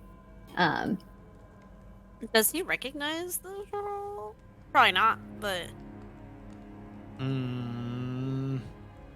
I would say no, just because the type of chronomancy are two separate things. Yeah. Because House Baynir was more of like a how to use it in combat, and this seems more of like a studious thing. If Nalfian had studied with his sisters as opposed to his brothers, maybe. Right. But sadly, Not there's allowed. yeah, stupid. We'll just call up your mom. She'll help. Yeah, let me Good get idea. on Mama. I guess Lila will, as we move forward, since we got, Nalfian and Yorick being super observant and all that, she'll kind of look at it, keep messing with it, kind of showing and talking with Twig about it and bouncing ideas off of, like, what it could be and everything. Okay. While we're walking, York's gonna use his helm and do his once a day. He's gonna cast See Invisibility, which also allows him to see into the ethereal plane and just look around this room. Okay. That's awesome, dude. Okay. So, York instantly dies. Yorick, as you do, looking into the ethereal plane, any of the statues that do not, or any of the tombs that do not have their lids broken off, the contents removed, which, by the way, it should be known that any of the ones that are broken open, it's not like there's a body that's still there. Those bodies are gone. Right. Any of the items that were in there are also gone. All around you, in any of those areas where the tombs are not broken, you can see, gazing into the ethereal plane, the statues come to life. The men and women who are buried here, an essence of their soul embedded into these statues, only visible through this plane of existence. And you see them weep and scream and cry in anguish in a language that you don't quite understand. But they're in pain.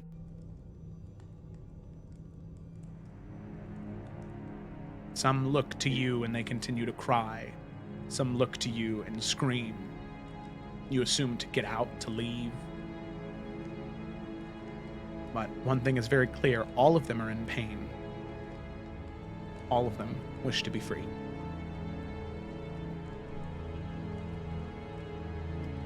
Spirits here are in pain. This isn't the normal manipulation. Even the ones that are untouched are in just anguish and agony. Whatever House Markle did here, it's... I don't even know how to describe it.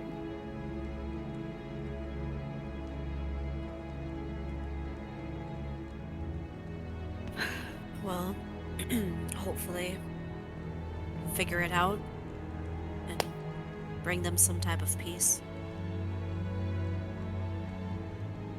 He just gives a Fix nod. everything.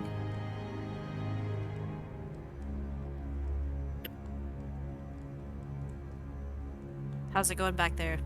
And kind of like looks over to Layla and Twig.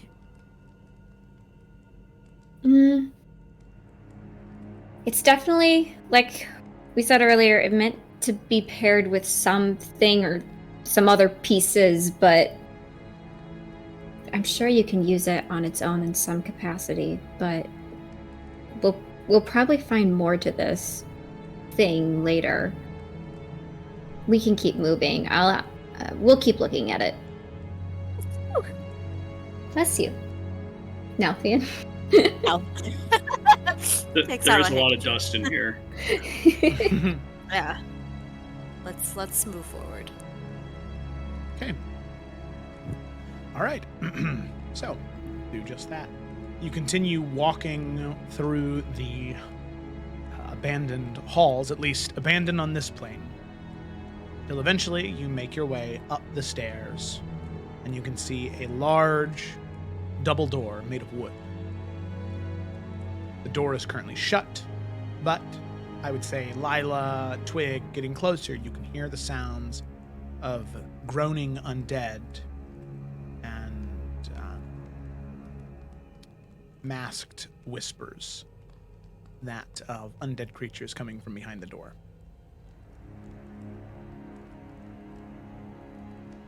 I feel like they'd let everyone know. Yeah.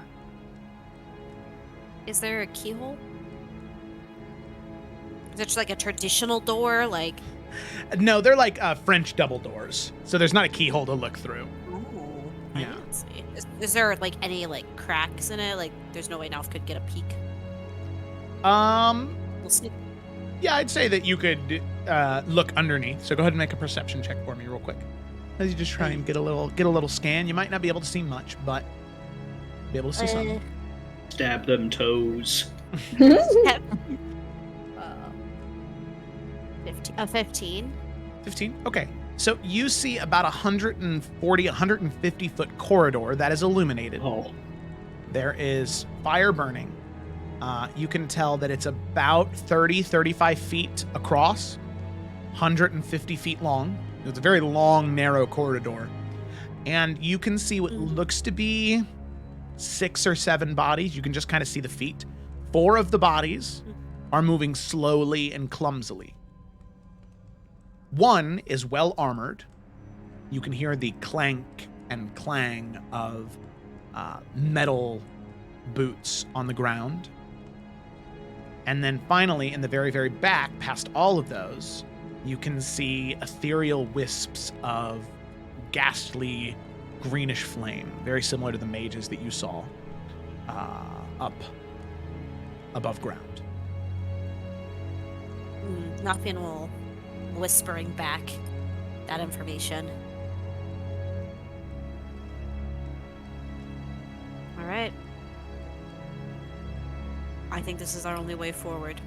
You want me to Gonna kick the heal door down? myself. What did York say?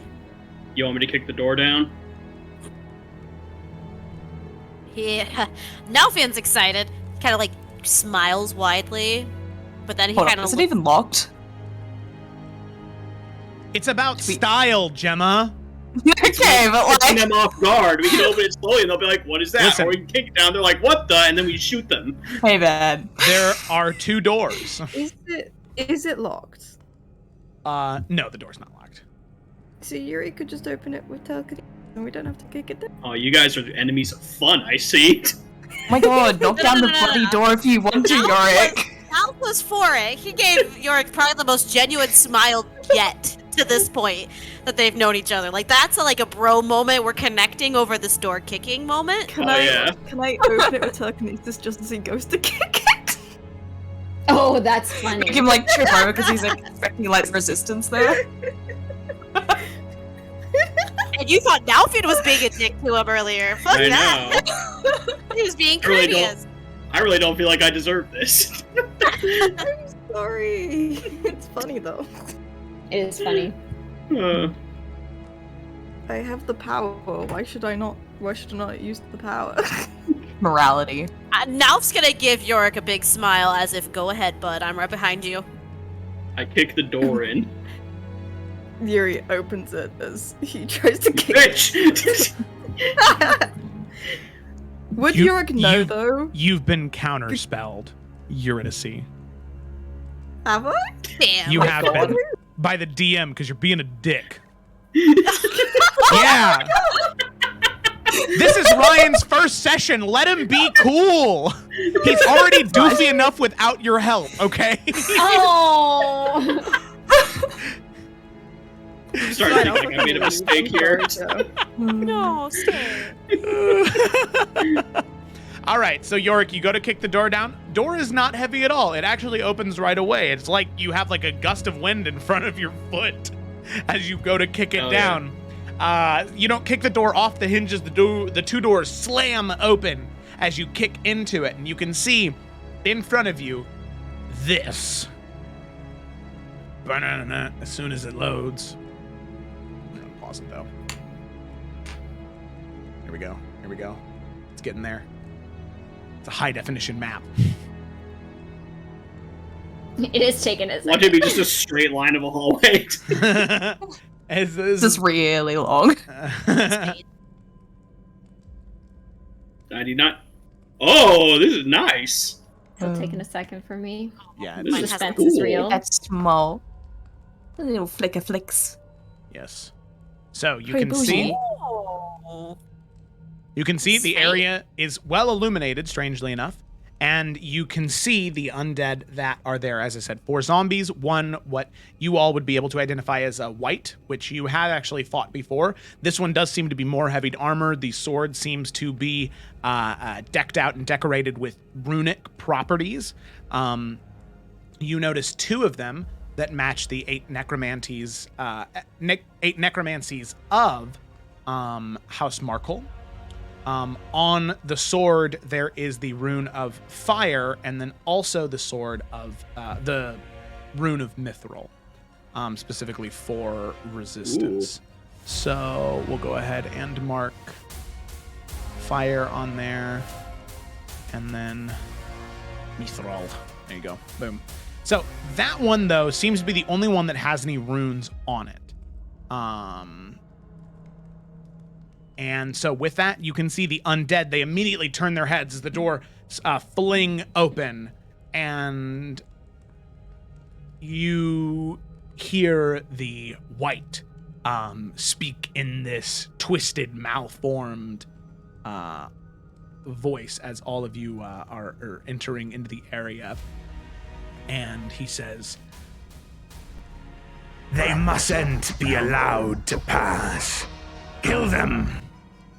as you can see the zombies slowly begin to march. The magic begins to collect within the undead mage's hands, and the white activates a sword, and you can see there are these spirals of this like deep blue energy that swirl up, as well as another spiral of this fiery red energy that begins to swirl up as well. Seems as though whatever this weapon is, it's definitely going to hurt when it hits. But sadly, on that note, ready to charge into combat, that is where we're going to go ahead and end tonight's session. Right. I cry Man. as well. Woo! But luckily, Welcome to the team, Ryan. luckily. Thanks. Also, I did. you do have Identify. Would you like to use that now, or do you want to Like Like currently? Retroactively. like retroactively? Yes, if I could. Okay, yeah, sure. Okay. So as you're here, let me go ahead and pause real quick. So casting Identify, you discover the name of this. It's not something you ever heard of before. This is sorry, the name is so funky. It's a chronolometer, okay? So a chronolometer, it is a very rare, wondrous item. So while attuned to this device, you have a +1 bonus to intelligence saving throws. And real quick, could you choose a language for me that you don't know? I don't think I know like Draconic. I don't know. We Okay. could pick that one. Well, if Do you want a choose different to, one? if you choose to attune to this item, you do learn Draconic. Cool. While attuned to the device. And then it has 2 features. So the first one is Time Bandit. At the start of your turn, roll a d6, no action required. On a 1 through 3, you slow down time, gaining an additional action on your turn and doubling your speed until the end of your turn. On a 4 through 6, you go forward in time to warn yourself of what is to come. The next time you fail a saving throw, attack roll, or ability check, you can re-roll and take either result. Once you use this feature of the chronolometer, it cannot be used again until the next dawn. Then there's Fate Swap. As a reaction, when a creature you can see within 30 feet of you takes damage, a creature gains an additional action if it's its creature's turn, or can take an action immediately even though it isn't the creature's turn. Once you use this feature, it can't be used again until the next dawn. So, like, you can only use one of those 2 every dawn. And the final part is you recognize that this is part of something bigger. So its final feature is part of a whole. While this component is not installed on the main device, its magic might function sporadically or with unpredictable side effects as determined by the DM. So anytime you use this device, there is a chance something could happen. Small chance. That's fun.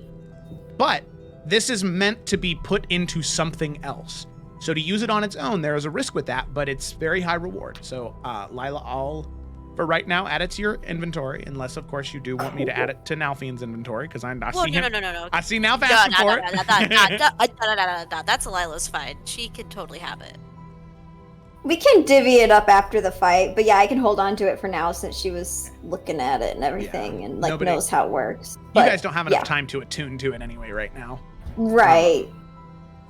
But you can tell that with an ability to use Dunamancy, and base knowledge for that, the room for error will be smaller. Cool. So there is that. For Nalfian? Yeah, for Nalfian, since he's really the only person that is experienced with it. Gotcha. That makes sense. Yeah. So with that, chronolometer discovered. That's where we're going to go ahead and end tonight's session. So thanks so much for watching, everybody. Hope you enjoyed. If you're watching on Twitch, do not forget to follow or to join our fun little Discord where we talk about the campaigns. Or if you're watching on YouTube, don't forget to subscribe. Don't forget to like this video if you liked it. That's what the button's there for. If you did enjoy the video, you can comment if you want, and you can say what your favorite moment was. I know that I thoroughly enjoyed Chain Devil Craig. Yeah, that was great. I can guarantee that next week that's going to be the clip for this session, because that was a good time. All right, well, thanks so much for watching, everybody. Hope you have a good one, and we'll see you next time.